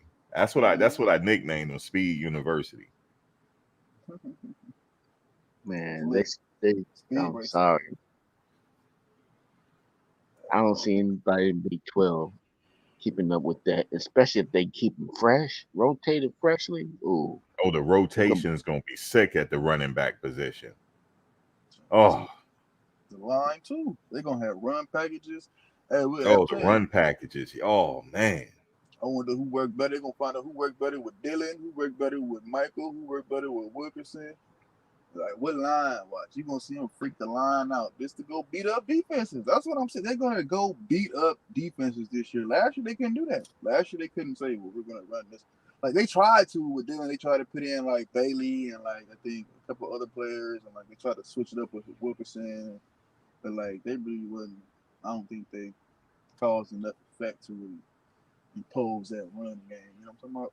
This year, them guys is proven. I've seen they could do what they could do. This year, they got this as an add-on. You know what I'm talking about? It's not like this is a whole blank black chalkboard. This is on top of what we could do last year. Now we got these guys to help us accomplish it. So I definitely see like crazy offensive games going on, especially with the Cass is growing on me, man. For some reason, Cass is growing on me. That dude growing on me, man. Right. Cass gonna be there. See him, man. He just lit. He lit. Like, man, I'm straight. Who's that? Cass. He's growing. Yeah, I know. Every time camera, I see him lit, man. This in this own little world, like he just, he happy to be where he at. Like, yeah, I'm gonna get it in. Right, because his class gonna be the littiest. Talking about they're gonna be litty. Him, Jordan, Cam, Draylon, all these other little ones that he's gonna be leading. If Juju come, Juju be there. If Juju Lewis come, oh, that's crazy. So he looking at his class. My senior class is gonna be lit. And then look who I'm playing with now. Like who wouldn't? Like you gotta look at what's going on. I like stick in there, Cash. Just develop, get them years in there, get them weights up. You know what I'm saying? And just take over when it's your turn. It's about to be. Yeah, I gotta pay attention, Cash. He crazy. I just want to see him. What you say, Warren? Cash always got something good to say. He always, he got good energy, man. That's what I like. He got some real good energy, man. Shoot, if everything works out, and they blowing the team out, they can put the 3rd and 4th string in.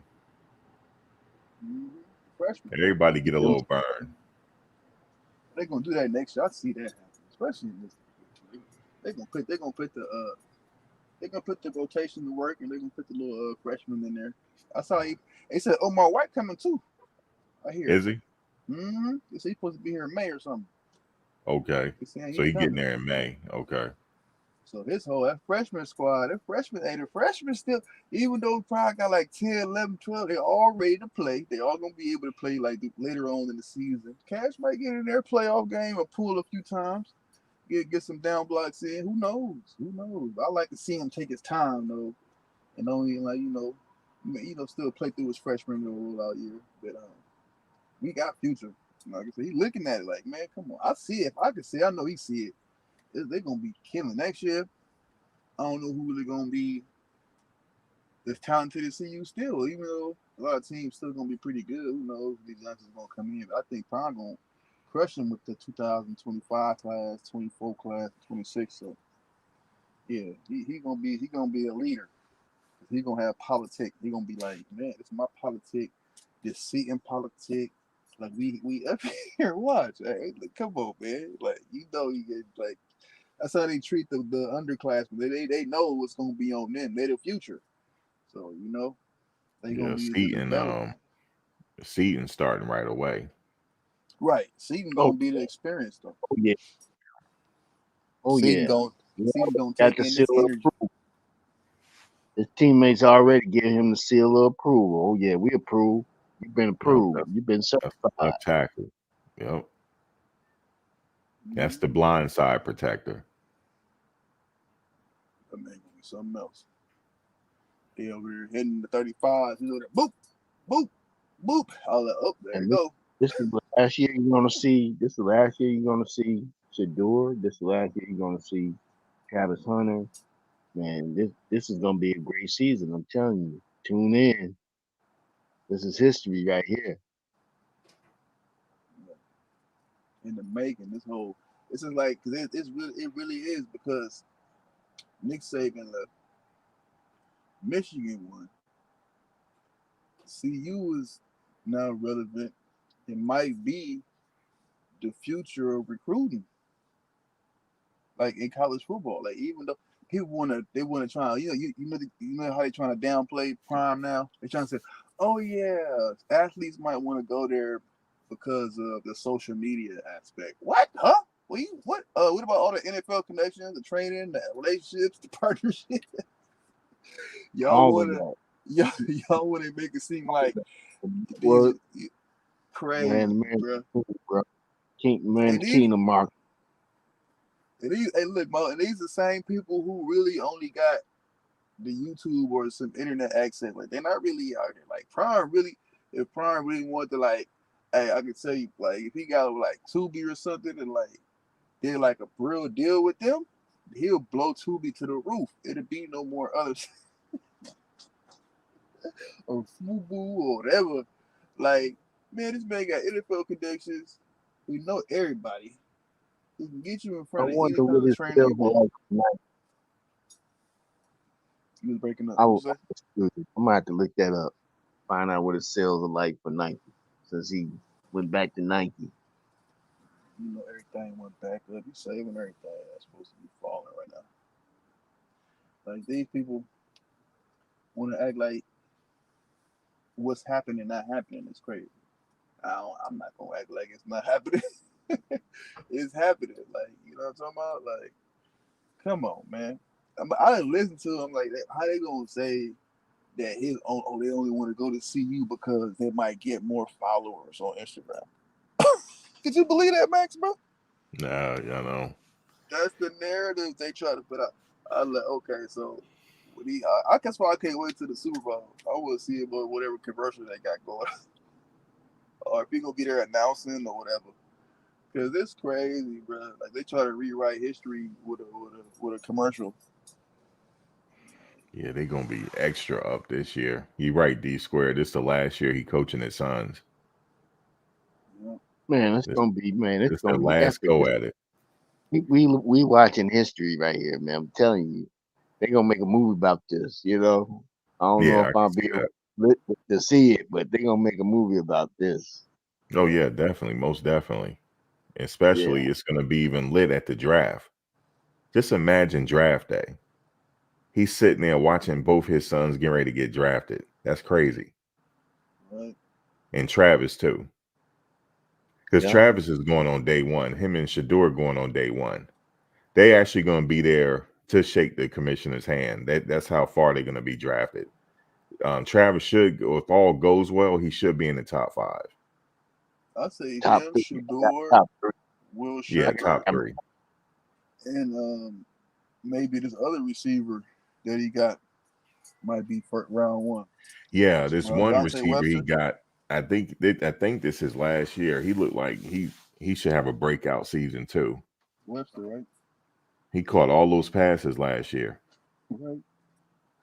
Hey, they go for like 12 touchdown seasons.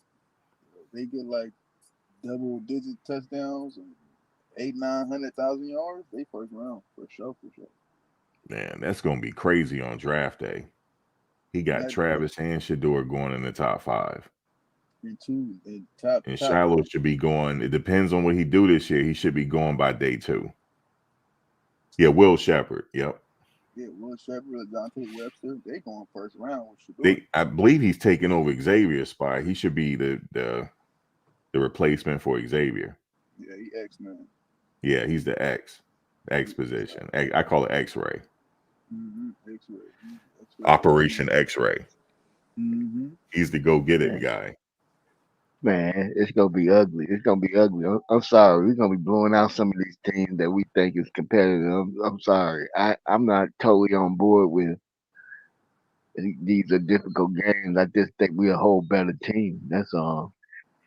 If they get past Utah, they can run the table. That's a lot. You see how they reacted to the schedule, man? Well, I mean, that's what I was going to ask you guys next. Okay, so let me bring up the schedule. Well, I'm on CU site, so let's go there. What was I going to ask y'all? All right, so I don't know enough about North Dakota State. Do you? Anybody? They ring bells. They've been ringing for years. It's North Dakota State. Because I heard they're no pushover. Yeah, it's North Dakota. Okay.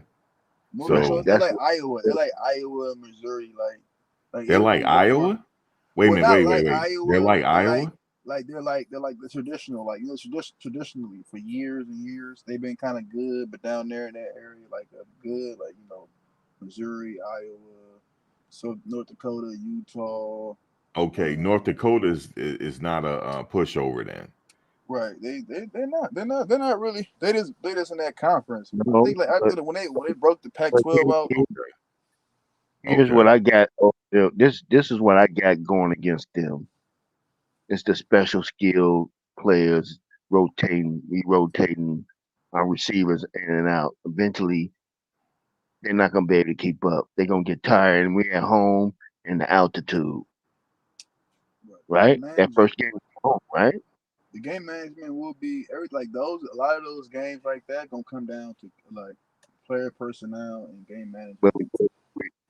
Now, unless maybe they deal with altitude too, but all I know is if they don't, the altitude and the skill position is gonna burn them. They're gonna get burnt out.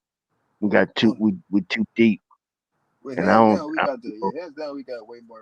People want to talk about Ohio State. They do. Ohio State loaded. We got a lot of skilled players too. That's big time playmakers. So this is like next year. And then we at home. We have the home field advantage. A crowd is going to be on 10. That's going to be the first game. Everybody's going to be pumped and charged and ready to prove that we that. I don't see us losing. I don't even see it being really. Wait a minute. Do you see I don't this? really see a tough game that first game. What happened? Since 2011, North Dakota State Bison have a record 149-12. Oh my God! Right, yeah, that's North Dakota State, bro. You remember their shirts back in the 90s? They used to wear everybody their little sweatshirts, their little workout shirts. This is not a pushover team here. So this a team where, I mean, it should be a nice competitive game, but we should be able to pull it out. Right. They like that. They didn't see for the without first, the fall off. That's all. Like traditional. For the first half, I give them that energy for the first half. Coming out the second half, it's a wrap.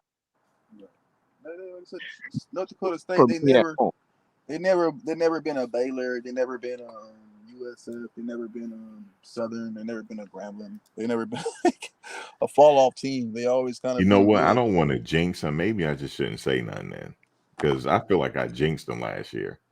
Who's that? In Colorado. I said, because you remember you were watching the Stanford game with me, right? Right.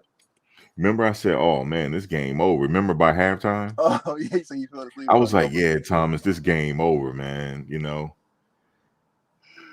Well, he said Kate woke up or came back to it. He was losing. Yeah, a lot of people felt like that. And then what did I say by third quarter? What's happening here? I think I said that. What's happening? Like, Sad, uh, man. I don't think I said anything the rest of the game. I was just quiet. They knew our playbook. Nah, they didn't know the playbook. They wouldn't let us put up 29-0. Like we just got. I think that was some of the immaturity of the team. You know. So, okay, so you guys haven't won in North Dakota State, right? I definitely Yeah, did. they should win. They should win. Okay, how about Nebraska? It's an away game. Yeah, that's okay. Okay, how about Colorado State? Yeah, that should be very Colorado State. That's gonna be. Is that at home? It's away. Is that at home? Away. Or is that in Colorado State? Yeah. It's the what they call it, the Rocky Mountain Showdown.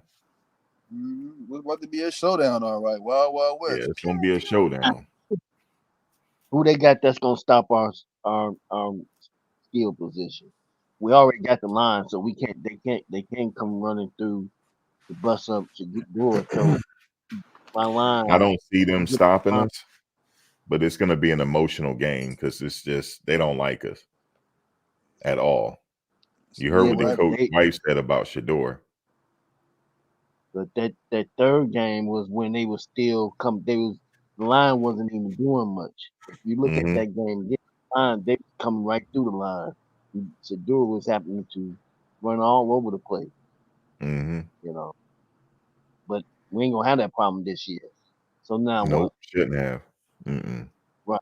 So the receivers now are gonna eat them alive, and then we running the ball this year. So what? Okay. It's over. How about Baylor? Prime said. I think that's a winnable game. Practice game. Like Prime said, you better get me now. How about Central Florida? I'm about to get real comfortable. Yeah, I think that's a winnable game too. Kansas State as well. Game. I think that's gonna be the closest game we play. Win the first 5 games. The closest game I think we played this year is UCF, Texas Tech, Kansas. Those are gonna be the closest games we play. How about Utah? No, not Utah. I think we're gonna beat Utah down. Dude, Utah is projected. Utah is projected to go to the playoffs this year as an undefeated team. I know because it's Utah, but just on the fact that Utah barely beat us last year. Then when they were good without Cam Rising, they barely beat USC. We should have beat USC. Like, even if we would have had Shedeur and Travis for sure we beaten USC. And we can give USC they punt return man. We got a punter that's gonna punt him at the 5 anyway. So like they beat Florida. Who beat Florida? Utah. Yeah. Florida Gators? Not Florida State. Well, yeah, Gators is kind of suspect this year. They're gonna be tough this year. I mean, last year, pardon me, they was kind of suspect last year. This year, I think it's gonna be way tougher. All right, how about this game? How about Arizona? Arizona's gonna be a pushover. You know what they're playing? One of these teams they're playing. Which game is that they're playing in Arrowhead? Kansas, yeah. Yep. Kansas is gonna be tough, man. That's gonna be in Arrowhead Stadium. Kansas, Texas Tech, and UCF is gonna be tough games. I don't think Cincinnati's gonna be tough. Cincinnati. You said Texas Tech though? Yeah, I see Texas Tech being tough. Just because, like, on a simple fact, like those teams, like like they got close relations with the other, like a lot of my, like UCF. Probably a lot of people know people who go there, that kind of stuff. And then like Texas Tech, same thing. When you go, they end up being tough games when you kind of notice. So get that when we went to the transfer portal, a lot of these guys played against these type of caliber teams. They know what to expect. Right. They did. People are just forgetting that. Like, they never played. No, they've been playing these kind of teams for a minute. Right. So they know what they're getting into. So they're not. That's why they're not even worried. A lot of them was. If you look at the reach the people media, you'll see that what's the name was passing around the phone with the schedule. Most of them was like, "Oh, it's the championship that we concerned about." They was blowing past because he's like, "Which game you think you would like to have?" He said, "The championship. That's all I'm concerned about." Big 12. All That's the what I'm other like. games. The closest game is gonna be a Texas Tech game, probably. UCF and Kansas. It's because it's Kansas. The rest they gonna be blowing everybody What out. you think their record is going to be? Who me? I don't think they're gonna lose the game. If they do, it's gonna be one. Maybe the Kansas. So you got them going to the Big 12 championship. So by way of the Big 12 championship, that's a playoff berth. So they'll be playing well into January if that's the case. Hopefully, that's a playoff berth at this point. That'll be big. If they make that 12-team playoff, that's big for his second year to get to the playoffs. That's damn near legendary.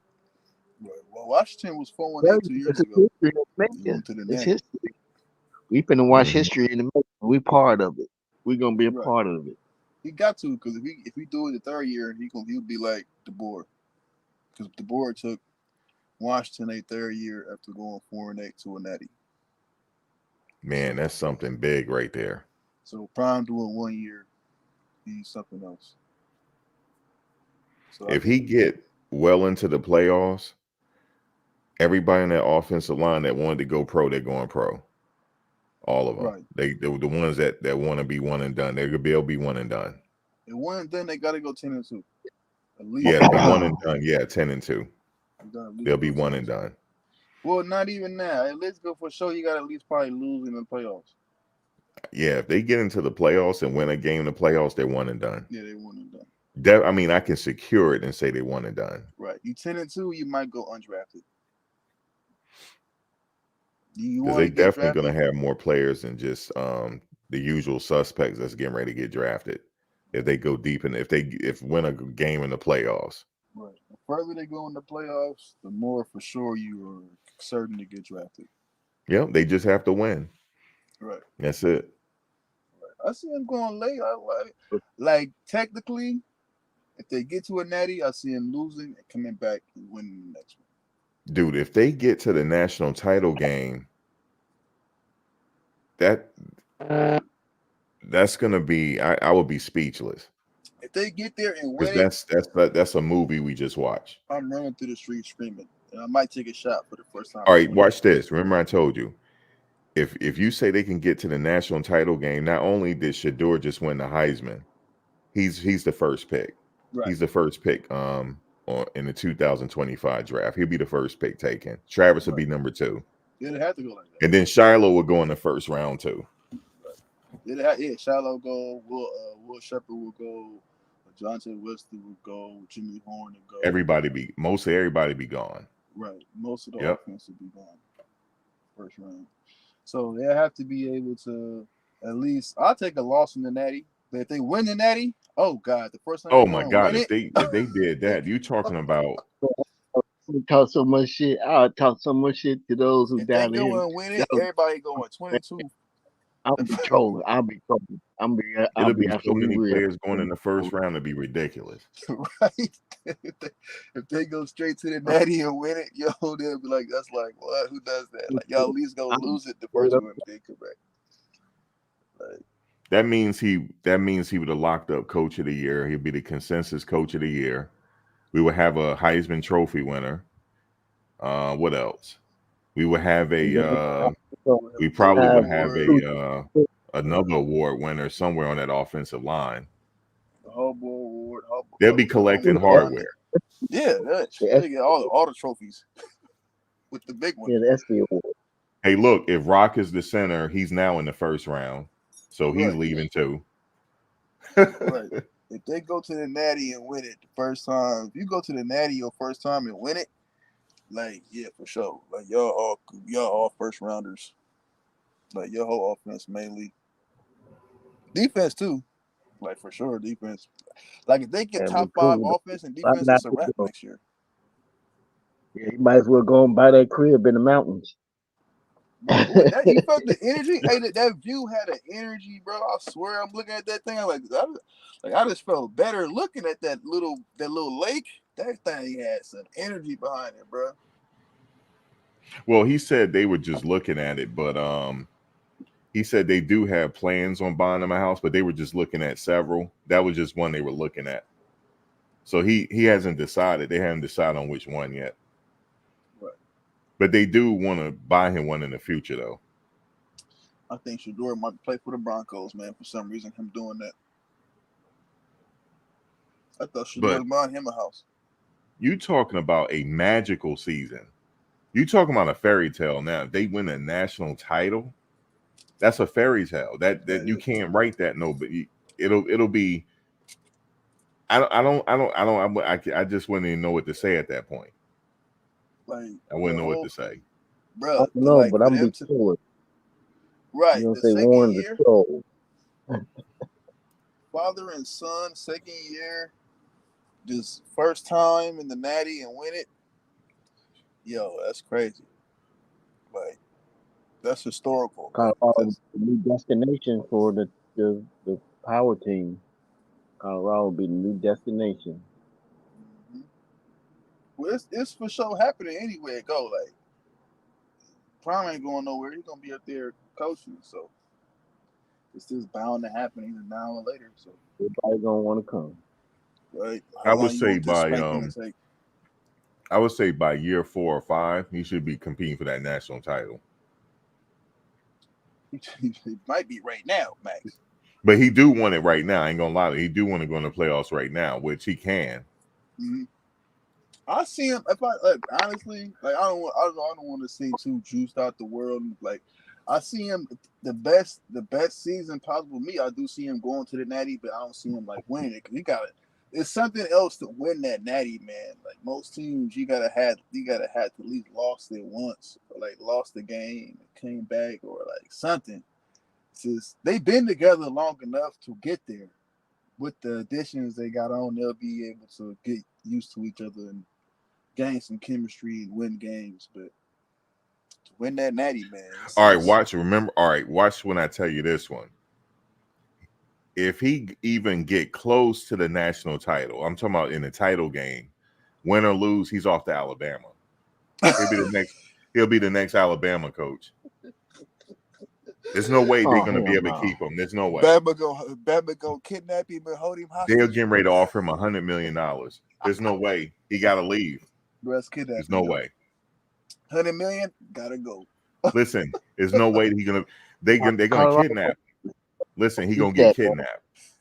He gotta go. They gonna put a Bama suitcase on him. Come on, sir. Now we know you. Now we know you don't have to prove nothing else to us no more. Let's go. You're coming with us. Nope, no words. Get in the Bama bag. You see the big bag with the white A and it's all red. Get in the bag.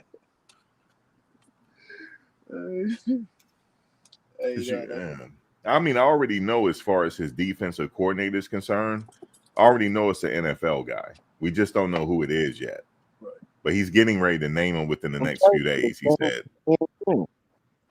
It's Dan Quinn. It's Dan Quinn. You think Dan Quinn coming, bro? Dan. That's what I got my money on. Dan Quinn. How you know it's Dan Quinn? I read some articles. He did say that they were still competing and that they were still interviewing. And after reading the Dallas, I think it was the Dallas Today, US Today, it was saying that the Dallas Cowboys were looking to replace Dan Quinn. That's the defensive coordinator. And he was in the playoffs, so I said my money is on Dan Quinn. Wouldn't be bad. Dallas it's an article out there. And then I looked at the relationship. It looks like he might be going to Washington.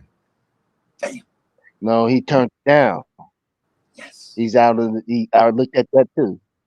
Nah, we're not getting him. We're not getting Dan Quinn. He's staying in the NFL. Damn. There's no way we're gonna get him. There's no way. Well, that was my money If we was on get that. I'm him, not saying that we. then we straight. I mean, obviously we know we'll be right. But Either I that, think I he's got going my money on to or Washington. from Detroit. Aaron Glenn Right. from Detroit. Yeah, I Well- think Washington gonna give him a lot of money. No, Well, no. it's already reported that he took his name off the table for Washington, so he's no longer interested in Washington. So that So didn't either he that got didn't work somewhere- out. Either he got somewhere or He met with Yes. Washington twice already, though. Yeah, I googled it and it said that his name is no longer being mentioned as a potential person to All get right, head well, coach. it could be him. Could be. That's why Dallas I just had a picked him bad because I did offense. a little research and I started looking. I was like, wait a minute, it could be Dan Quinn, and you know the relationship that and what better way to get Shador to Dallas? They do have a relationship. Him and You wouldn't do that. All you gotta do is just draft him, man. I think Alabama will hire him as head coach. Who, I mean, if he won the Prime? national title, surely I think so. I just don't think Prime will leave though. Truthfully, I mean, it would be for giggles. You know what I'm saying? I was just saying it for giggles anyway. I'm like, I'm like, damn, you mean win a national title this year? Oh man, he gonna be the most sought after coach on the planet, NFL and college. NFL, college basketball, everything, hockey team, NFL and college. You know what I'm saying? That's what Dallas is. Let me tell you something. Jerry Jones will throw the checkbook at him. If he could bring players like that together with a second-year team you just made from scratch and go and win a natty off a 4-8 season, yes, you are just all of a sudden you could put on I would say a Nick Saban hat. don't forget that what's the owner's name again? Jim. What's the owner's name for Dallas again? Who? Jerry Jones? Yeah. Jim Jones was a coach. Jones played for JSU. Don't forget that. There's a deep rooted relationship with him and Prime. I'm telling you, don't be surprised if Dan Quinn name come up. If we get him, that'd be great. Then if we can get like 2 D-line coaches and Sapp, that'd be also better because we need to He teach bring these in guys. Warren Sapp under himself. I'm bringing in Warren Sapp as my line coach. We need to teach these guys defense. I think Prime, he don't want to bring in a guy that got his whole everything. I think he just want to bring in a guy that could help teach them NFL concepts, NFL defenses, like just learn defense. Like if you can just learn defense like 3-4, 4-3, and learn how to like introvert all of them into like playing halves, whatever, playing quarters, whatever. What better way for Dan Quinn to be a head coach in the NFL than to get through some of the playoff games, and they have like they number 4 in the defensive end. I mean the defensive. They rank 3 or 4 in the nation when it comes to defense. You don't think they can be a head coach? They'll be snatching them up. Yeah, let's come on, coach our team. I think that's the whole thing. Like he not worried about that. At the same time, he just want to create a system to where he just got a system where it's just teaching players defense, where it's not too much like relying on the DC in college. I think I can see how he's doing it because his from the free safety coach, the linebacker coach, they are independent. Was 3-4 defense? Like not just that. Like let's say if Prime want to run a 3-4 defense, he'll just hire a coach that run 3-4 defense, and like they could just scheme their own playbooks. It'll be a CU playbook instead of having this guy who just came in with his whole staff. Now they can come together and pull their own defenses together. Like I see what Prime doing instead of because even if we do that, if a guy leaves, he'll leave by himself too. It's not kind of like he gonna leave with a whole staff with him, and now Prime got to start all the way over. Like it'd be more You know what I'm saying? So this is all kind of different ways of looking at it. But But I don't think Prime wanted. last year did the Dallas play a 3-4 defense? They ran a whip or a belt defense. So yeah, it's 3-4, but it looked 4-3. It could look 5-2. It could look 4-2. It could look 3-3-4. I mean 3-3. It could look all kind of different ways. Like once you learn like dollar and quarters, like you could just run all kind of different defenses out of 3-4 look. You know what I'm saying? So like you playing with your two, like people call them inside corner, which is crazy. I'm like, this make inside corner. Like there's no such thing as that. It's either a weak safety or a strong safety, or inside DB and a strong safety. Like I don't know what all this inside corner. But like when you playing 3-4, you could just put a whip down or a belt. That's an outside linebacker. It's interesting. I'm seeing these comments saying that he would never coach at Alabama. He would never coach there. It's traditional. I know what y'all mean. I know what y'all getting at. It's traditional there. Man, they are hired to steal a coach in a heartbeat. What y'all talking about? What you mean? It's like it's traditional, man. Listen, if he won the national title, he'll be the most sought after coach in NFL and college. That's not up for debate. If he was to win the national title his second year, after inheriting a team that went 1-11, to turn it around in 2 years to win a national title, that's like magic work being done. Right. I've never seen that in a long time. But I'm not saying that's going to happen. We were just kind of like speaking in hypotheticals, but I mean, I'm back down to reality. I'm thinking 10-2, and I'm thinking by year 4 or 5 he'll win the national title. I'm not, I was just saying if he was to win the national title by year 2, he's the most sought after coach, on the planet Earth. On the planet Earth, he's the most sought after coach. Right. Alabama wouldn't even have enough. Alabama wouldn't even have enough money for him. He go coach his kids in the NFL then at that point. And watch this. Alabama is not the first program he will even go. The NFL would try to get him at that point. Everything. That just doesn't happen. You don't just inherit a team like that and win a national title. That just doesn't happen. But if he did, that's like magic work being done. So answered, brother. But to come back down to reality, I would say by year 4 or 5, he should be in contention for a playoff berth. Because look, he still had to add some more pieces. He still, he had to develop some more players. It's just a lot of work to winning a national title. But if he was to do it this year, please. I think they got the I think they got the team to run through the table. The only thing that I question is the politics behind the football that will cause them to lose a couple games. That's why I have them. I think it's going to be. It's hard to win though at that level. It's very hard to win. Like it's so competitive. Like even to get into that 12-team playoff, it's going to be very competitive. They're going to get convincing wins. That's all. Very convincing wins. You know what I'm talking about? Mm-hmm.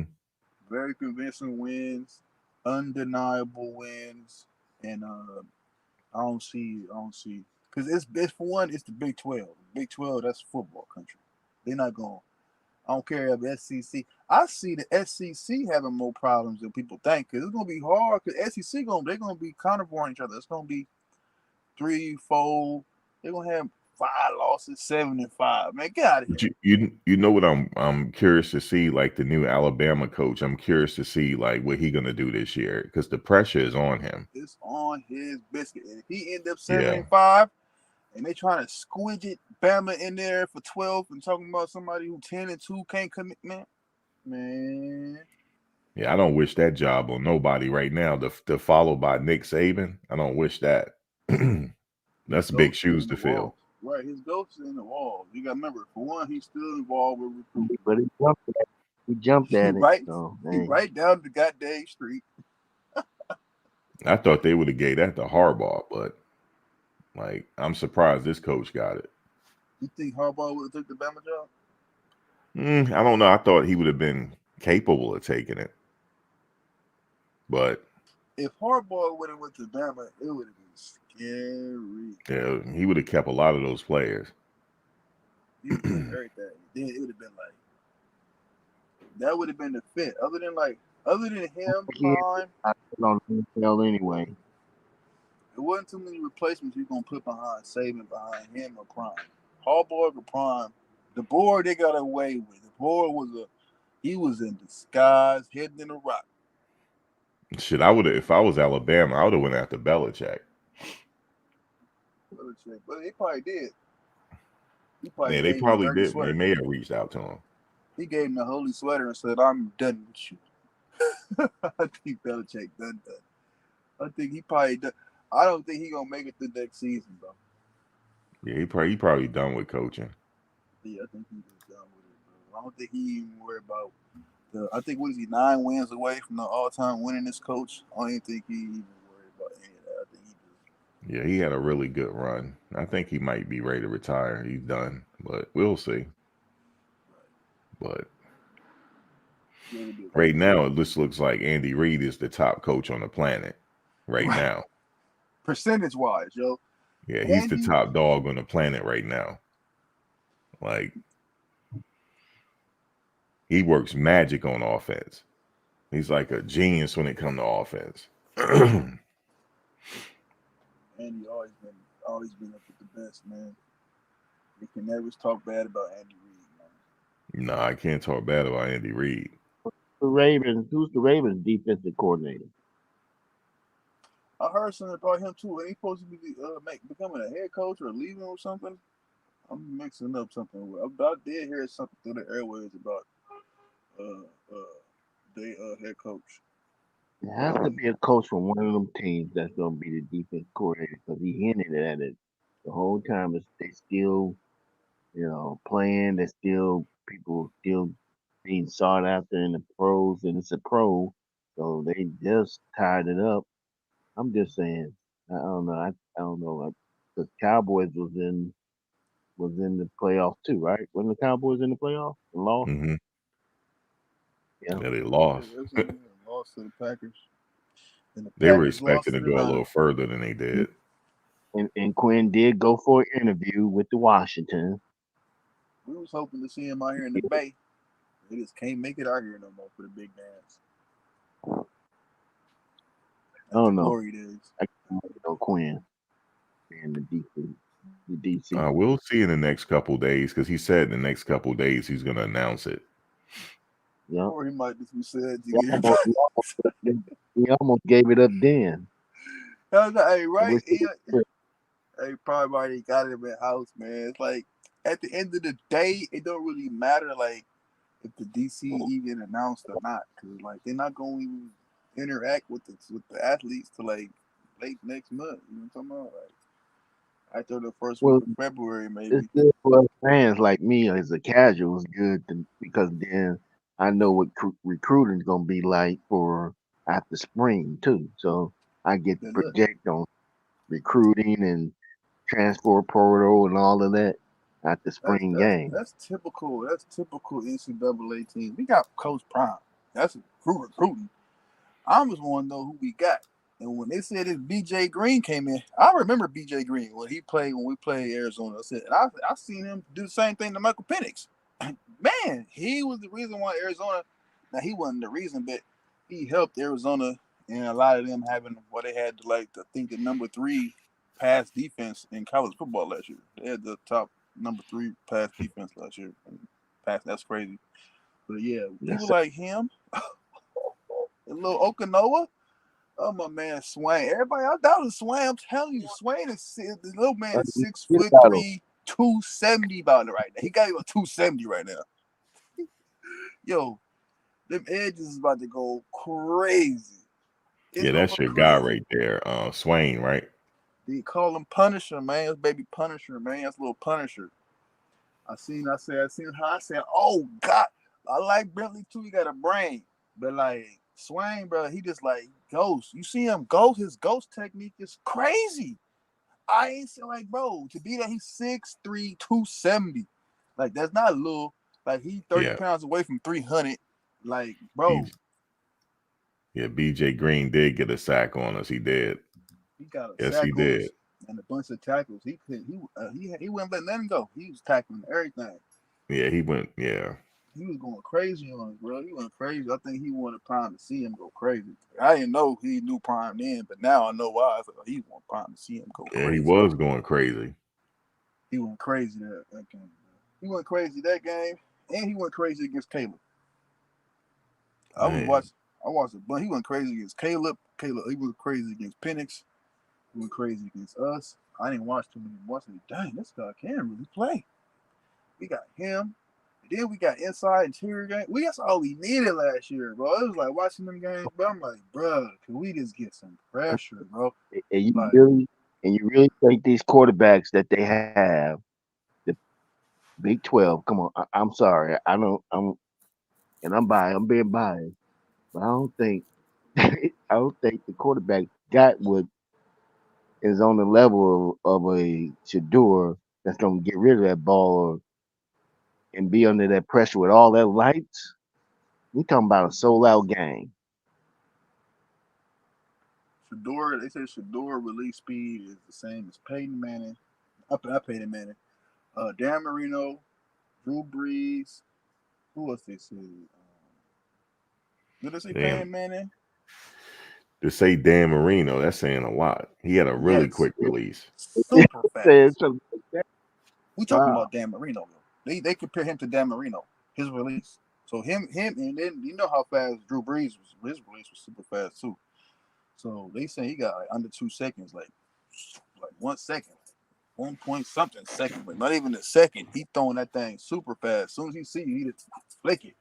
So you give this man 3 seconds, folks. Go back and watch the Nebraska game. In Nebraska, they started to they didn't pressure him like they wanted to. They brought 4 every now and then. But he just had time. Pick you apart, yo.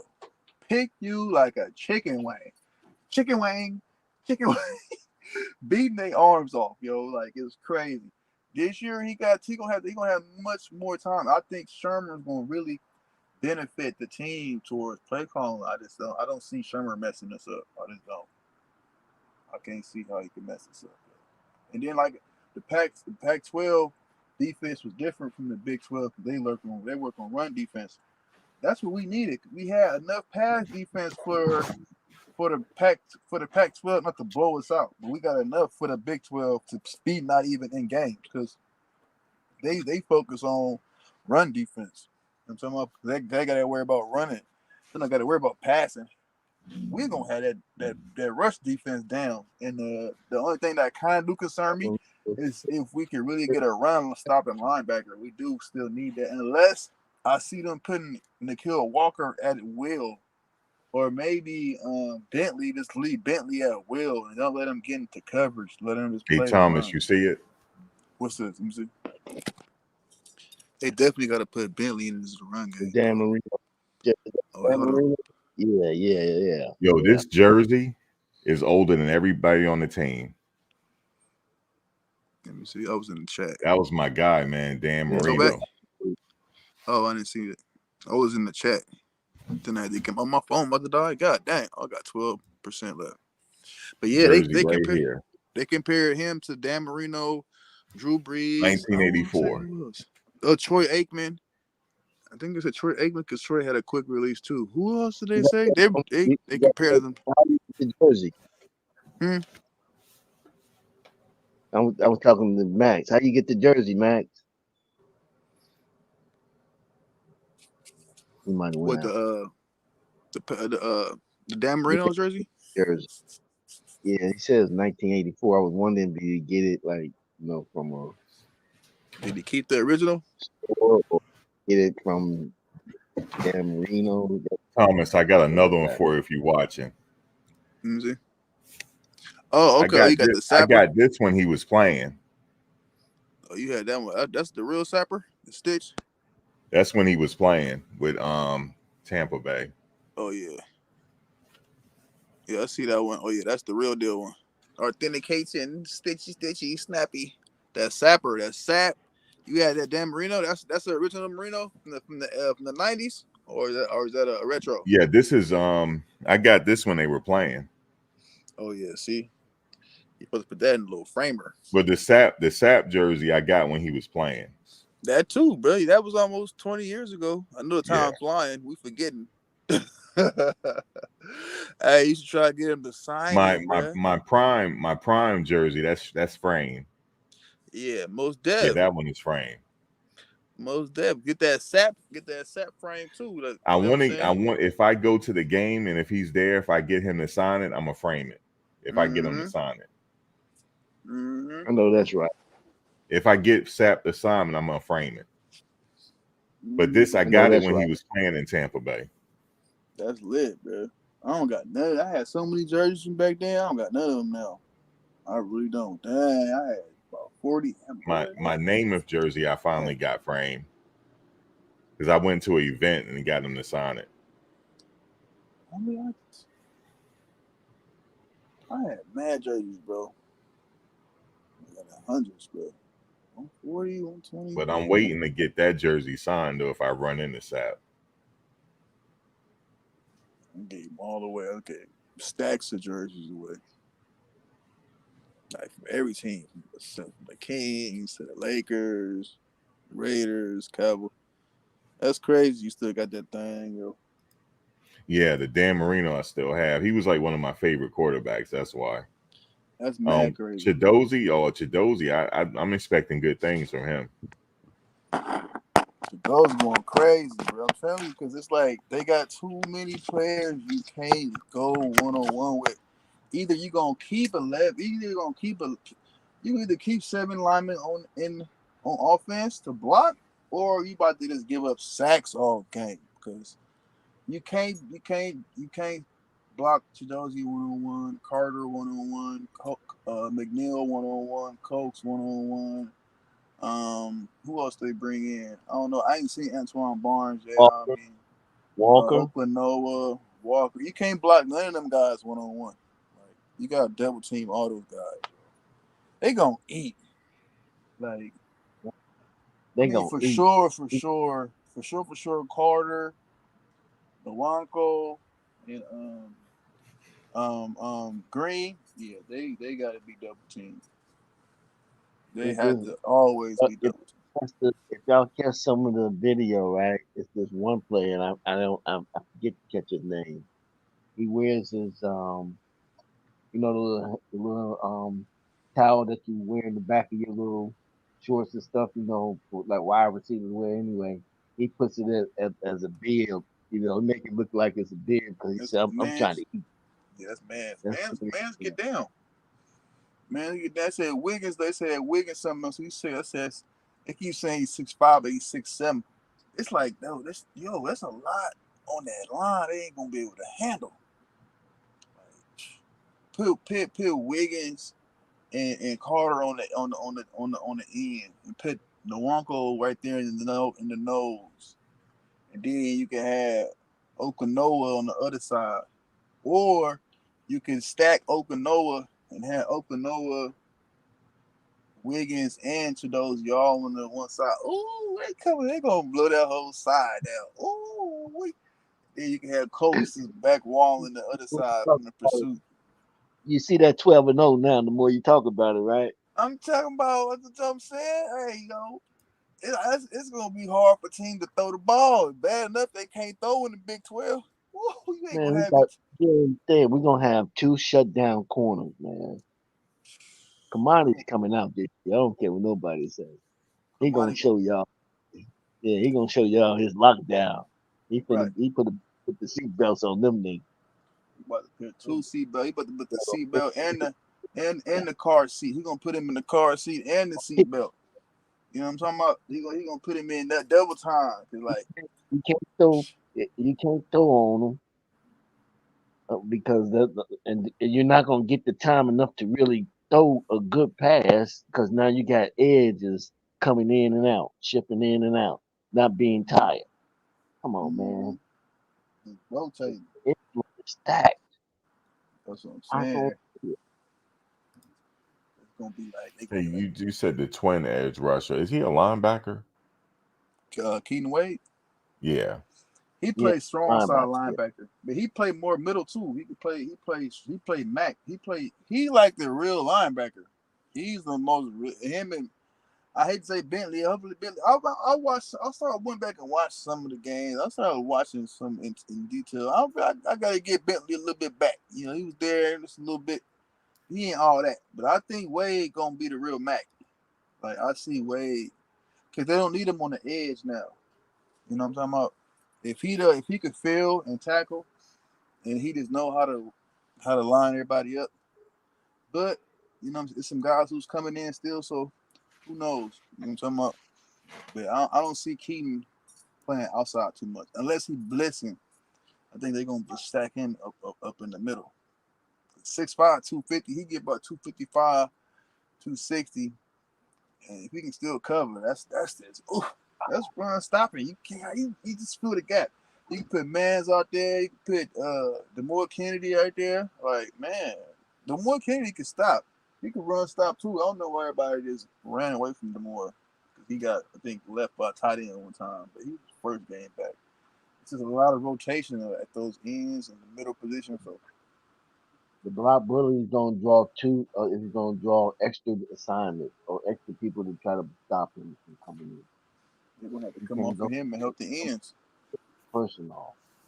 Hey, look, what do you think gonna happen when the guard help the tackle? And then they're gonna lead the nose 1-on-1. Mm. God dang. Oh, lead the guard 1-on-1 with Chidozie, bro. That dude was doing up and downs. He was up and quoted some of the Well, Carter, this is worse. You got a triple T in Carter. he was up before some of the feasters on the team. I'm like, man, this dude popping up. This he's like, he up. We about to look like Michigan line was looking. They was trying to look like it last year. They had something missing. Like something was missing. They was bringing the ruckus. They just wasn't bringing the pain. This wasn't finishing. I think this year, cause like Carter, they got a triple team Carter too. In the SEC, he was getting triple team and double team. Ooh, they lead him 1-on-1. He to the quarterback. Oh god, That about him. Hmm? That about Carter, something else. Terrion Carter. We were Arkansas. That Ole Miss game, they was triple teaming him, double team. I'm like, dang, y'all got a triple team this man? That's SEC, bro. Oh, we got some of that action. Let's go. Then we got Okanoa gonna be boy 6'4", 260, 270. They gonna be righteous, yo. Everybody that's too tall and big, fat. And then look, they're gonna be used to chasing Jimmy and Dylan around. Bruh, do you know that what that's like, bruh? when I think about it, boy, like, yeah, I'm Hey, ready. could you imagine Max being a 250-pounder chasing Dylan Edwards? Yeah, that's ridiculous.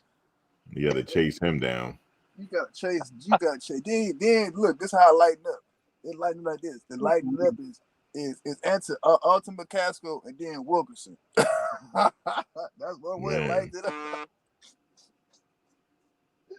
You gotta chase the speedster that's running NFL speed out here. Then we got Jimmy in the slants just catching. Then we got they gonna be NFL speed in practice. If you ain't got that, if you ain't got that in the game, ooh-wee. Yeah, that game is slowed down at that point. That game gonna slow down. For the other team, it's gonna speed up. For them, it's gonna slow down. Like, man, you moving slow. And don't let it be a home game where the altitude is gonna be messing with you. Come on, man. I think it's gonna be like the speed game's gonna be the UCF game. They're gonna have them Florida boys. They're gonna be running fast like CU. And I think maybe that's played in Colorado. That UFC game. If you look at it, it's right. I think that's in Florida. The USF game in Florida or it's in Colorado? Double check. I think I think we at home. I think they come to us. That thing in Colorado, you said? No, Right. it's at UCF. Oh, that's right. That's right. It's Oh, supposed to be. Get That's it? right. They Get said it we in going home. Orlando. Yeah, Yep. yeah. Oh, so they gonna be. So the bus not gonna get nowhere near tired. They gonna get buff out there. They gonna get strong in that win. Yeah, I mean everybody gonna be good. I think that's gonna benefit the buff still. Hey, see you, Bus. I was just getting ready to get off, man. I see that you said drop the link. I ain't gonna stay on too much longer. Yeah, you bought Okay. right. Huh? yeah, we catch it for a minute. Yeah, we've been on for a minute. If y'all ain't doing that tomorrow, I'll be back on tomorrow. Yeah, for sure. I want to do it a little earlier tomorrow, probably like a little earlier. I forget that. I'm forgetting the time. I'm like, damn, it's like almost 1:30. But we talk football, we could go on forever. Right. Yeah, no, it get But we get like the the bacon. possibilities of this team. I'm with Prime. I like what I see. I love what I see. I love it too. I'm getting excited. Like, man, this is about to be something else. Yep.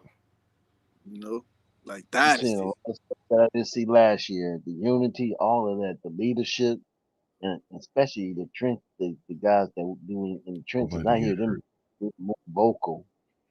So I'm really excited about that. Because last year it was all just the athletic or the speedsters or the wide receivers and running backs, and of course the court DBs. Right. You I'm just ever excited to hear- be excited about football again. Yeah. That Yeah, part. right. Prime that made me interested in football again with I this. know, same here. Other than that, that's about it. I wouldn't even be watching football. I know. I even I watched love it. this game. I even watched the playoffs. When we went to JSU, that's when I started watching football again. I started getting into that stuff. And if it wasn't for Well Off Media and all these other YouTube channels, I probably wouldn't be into it. But I'm glad I'm back in it because it's fun. Right? Yep. Like I sweated for this. Played, popped ankles, knees, just walked away from it, and like for years, had to kind of like it felt like what's that wing when you getting wing from the nest? Like I Yeah. can't go back. I gotta stay gone. Stay gone. Now it's like it's some excitement in it. I wasn't into college football either for like 10 years. I mean, I'll watch it here and there, but not like this.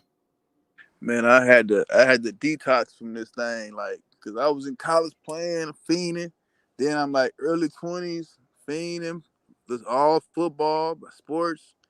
Then I had to let it go. Cause I'm like, man, I gotta let it go, man. Man, I went by the barbershop, just to go in there to see what they were talking about. Because my boy on the barbershop, they was in there arguing about Colorado. It was getting serious too. That's when you know. Because my barber, he swears he's like, out of every barbershop, right? You have an expert. And then you have somebody that played before that feels like that he know what he talking about. And he was saying this year, because they would say, what's their record gonna be? He said, I'm not gonna tell you the record because I don't want y'all to get upset. And then everybody like, well, what's the record gonna be? Like, tell us the record. Like, what do you mean we're gonna get upset? He said, y'all gonna get upset, man. He said, I see them going places this year. And this other dude like, what? They ain't going nowhere. And then they just started arguing. It was hilarious. But they gonna be arguing, especially this season coming up. Because then you always had that one person to say, well, put some money on it then. Mm-hmm. That's how I And go in now the it gets barbershop. serious. That's how I was gonna get. They're gonna be like, hey, it's gonna be a lot of those because everybody gonna be talking Stanford. They're gonna, what happened Stanford guy? Y'all 20, and then they're gonna say 4-8, 4. Then they're gonna say, what are they gonna say? Who that Oregon game? Oregon. They gonna always. Don't But worry, y'all. we always had one. This one guy was like, he should have stayed at Jackson State. Oh yeah, then you got the classic. Yeah, I ain't even rocking with Prime right now. Mm-hmm. You know what I'm saying? It's like ice cream. Black. It's like Napoleon ice cream. You got 3 flavors. Which one you gonna get? Like it's Yep. crazy. Like, you know what I'm saying? Like But everybody think he gonna really just not do well at CU. Like, did you see what he did at Jackson State? Like, what? mhm. Like, the only reason he didn't get every recruit in the nation was because he was at Jackson State. Now he just at CU, which is like, yeah, it's a pack, it's a Power He's Five. blowing it out the park, man. He knocking it out the park, man. Come on, man. Right. He read the CU that look whatever CU had for the last.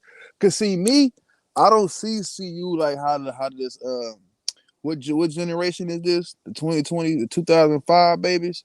Like they just see CU like as butt. Like they see CU like how we seen Arizona like in the 90s, or like how we seen Baylor in the 90s, or Tulane in the 90s, like something like that. Like now they think Tulane is good, or like Baylor was always good, or Cincinnati was always good in football. Like, no, they was who good in hoop. Like, you know, I don't remember CU always being had like a bump. Even when I was in high school, they was ranked like number 5 in the nation, like 2001, number 6 or something. Like always. 90s, Well, 80s. we wasn't Prime supposed to got to get remake all that. Huh? BJ wasn't supposed to. We wasn't supposed to get BJ, right? We wasn't supposed to get So, none of this at CU. If Prime would have went to Auburn, he would have won last year. He would have been in the playoffs, or he would have been, he would have lost in the playoffs last year for sure.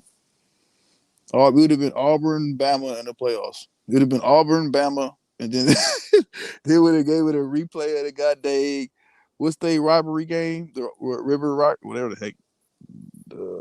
What's the Bama Auburn rivalry game called? I can't think of the name of it. I God know damn it's it. a rivalry game though. Oh shit. That shit. It would have been that would have been the 4th place game. Because I'm pretty sure Auburn probably would have been undefeated damn near with Prime. Come on, man. Man, come on, man. Or Prime going to like maybe Texas Tech.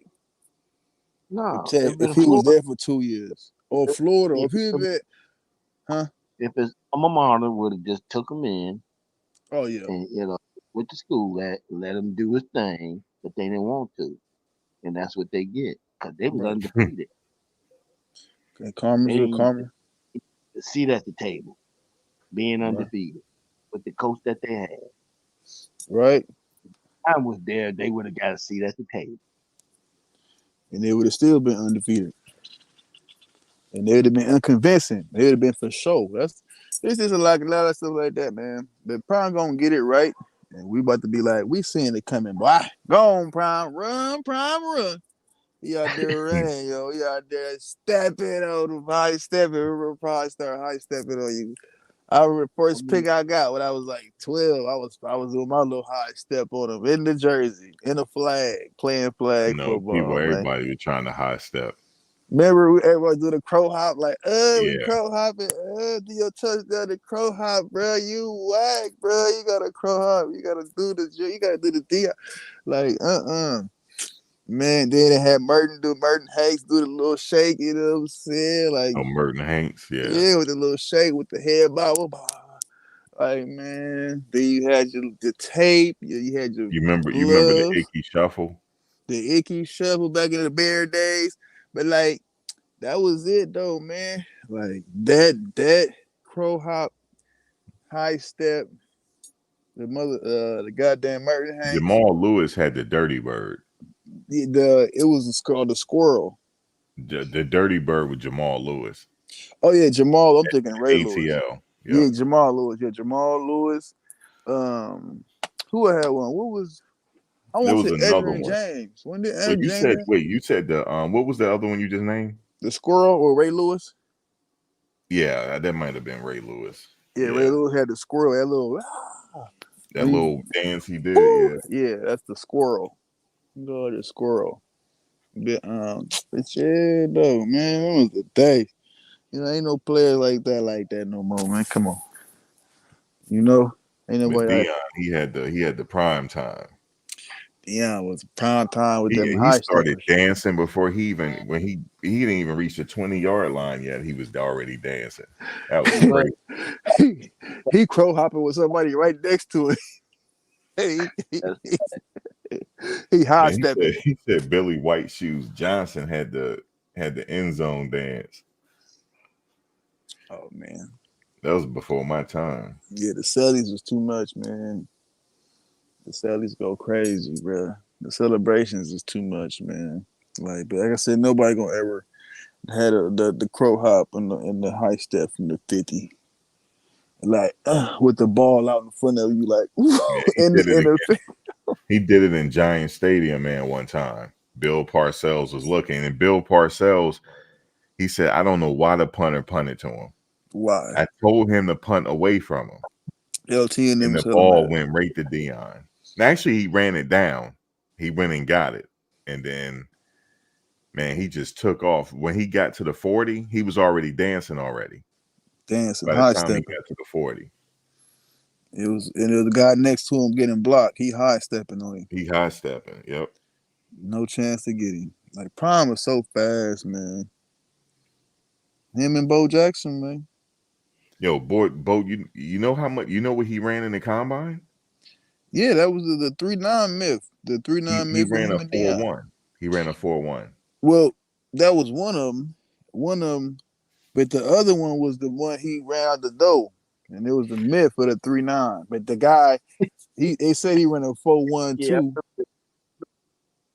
Yeah, he told him to open the door Right. But because he couldn't stop. And he the just went running. Yep. the machine picked up 4-1 too. But the person did 3-9, had a 3-9. So you had to have the machine to get the right time. Because you just not that fast to click, like click click. You know what I'm talking about? And how was he that big and so fast, man? That's crazy. It's saying prime range. I remember we was young, like we had 3-9, like Bo, no, you ran a 4-1, I remember back in the day arguing like that, like over who ran the fastest 40. I know Bo was fast. He used to catch the run down them baseballs and catch them. Bo used to run up the wall and run like 5 steps on the wall, like. Bro, like some people run up the wall like 2 steps. He ran like 1, 2, 3, 4, 5.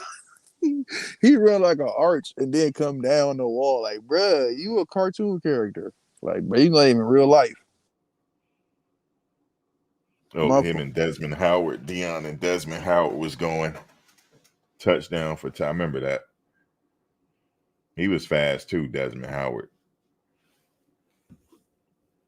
Bo really did a Sonic the Hedgehog up the wall, bro. That's crazy, bro. That's with the big pads on too. With the whole couch on the back, like he went a 4-1 with those big shoulder pads on. Right, yeah. These youngsters don't know what it's like. They got the little 2-in-1. I don't think they know, man. I don't think they know how good Bo was, man. I don't think they they don't know how You would good have Bo to. You would was, have and to they don't have know seen how it. good he'll be in these little old shoulder pads they playing. Oh my God. Yeah, I mean, you would have to actually just witness it on TV back then to see how good he was. He was like, it hasn't been another one like him since. You would never have another like a Bo Jackson. Nah, never again. You gotta tell them like this is how it is in the league. I think the strongest offensive lineman benches like maybe 550 pounds. Back in the 90s, the strongest lineman was benching 705 pounds. Well, they had Roy's back then. No. Larry Allen wasn't on steroids. Larry Allen was natural. In the 80s, they was on roids. In like the mid 90s, nah, you couldn't. They was on cycles. You couldn't even wear a visor. Like now, they let you wear visors again. Because if you was on roids back in the 90s, and if you wore like a black visor, if your eyes was like bloodshot red, you was on roids on the field. Like you wasn't like athletes keep clear eyes. Like you get so hydrated, right? But like players that was having bloodshot eyes and like it was a certain like dilation within the pupil.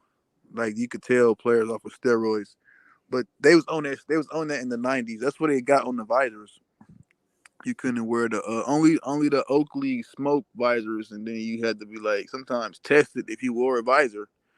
But like Larry Allen, who played for the Dallas Cowboys from like the early 90s to like 2006. He was the strongest lineman. I think he bench pressed. He was the one who remember they used to do the The Pro strongman Bowl. competition. Yeah. Right, and they do all the NFL linemen. And they do how many? Yep. He did 40. I think he did like 40 something, 47, 225, something like that. Yeah. At the most. Yeah, no, he wasn't Yeah. off Larry boards. Allen was strong. Hold on, my speaker. Yeah, Larry Allen was strong as hell, bro. He's super. They said he was young. He got stabbed like a bunch of times in the neck. He's supposed to die. He's supposed to die when he was young. Like he's from out here. He's from California. Oh, is he? Yeah, he's from like Compton. He got stabbed a bunch of times. He had a story. I remember hearing a story growing up back in the day. Like, he got stabbed a bunch of times. But people like Larry him, Allen was the man. He was the man. right? Him, Larry. He had to go against the Goose. You know what I'm saying? People like that. Reggie White back in the late '90s. Like them dudes Yeah. are strong as heck, bro. Yep. Yeah, Reggie White. Yeah, they were strong, man. Now I think Aaron Donner, he said, "Oh, I benched 550." I'm like, that ain't. I was in high school. One of my teammates in high school was benching 450. Like it was nothing. I'm like, man, because we was looking at them guys in the pros, like they was like gods, like they was lifting like houses, bro. Like now it's a different way of looking at lifting weights. Yeah. But Thomas, I'm gonna get out of here. I appreciate you coming on. We'll do it again tomorrow. Yeah, but sure, man. You're Let me get around. out here. My phone about to die, man. All right. All right. All Peace, right, Bucks Thomas. Nation. I'll catch you later. Thanks for the convo. All right, y'all. Well, I'll catch you guys sometime soon. Probably tomorrow. But yeah, man. That defensive coordinator is coming. I think he said within the next couple of days we'll hear that. So that's right on time anyway. But you guys have a good night. I will catch you again soon. All right, y'all.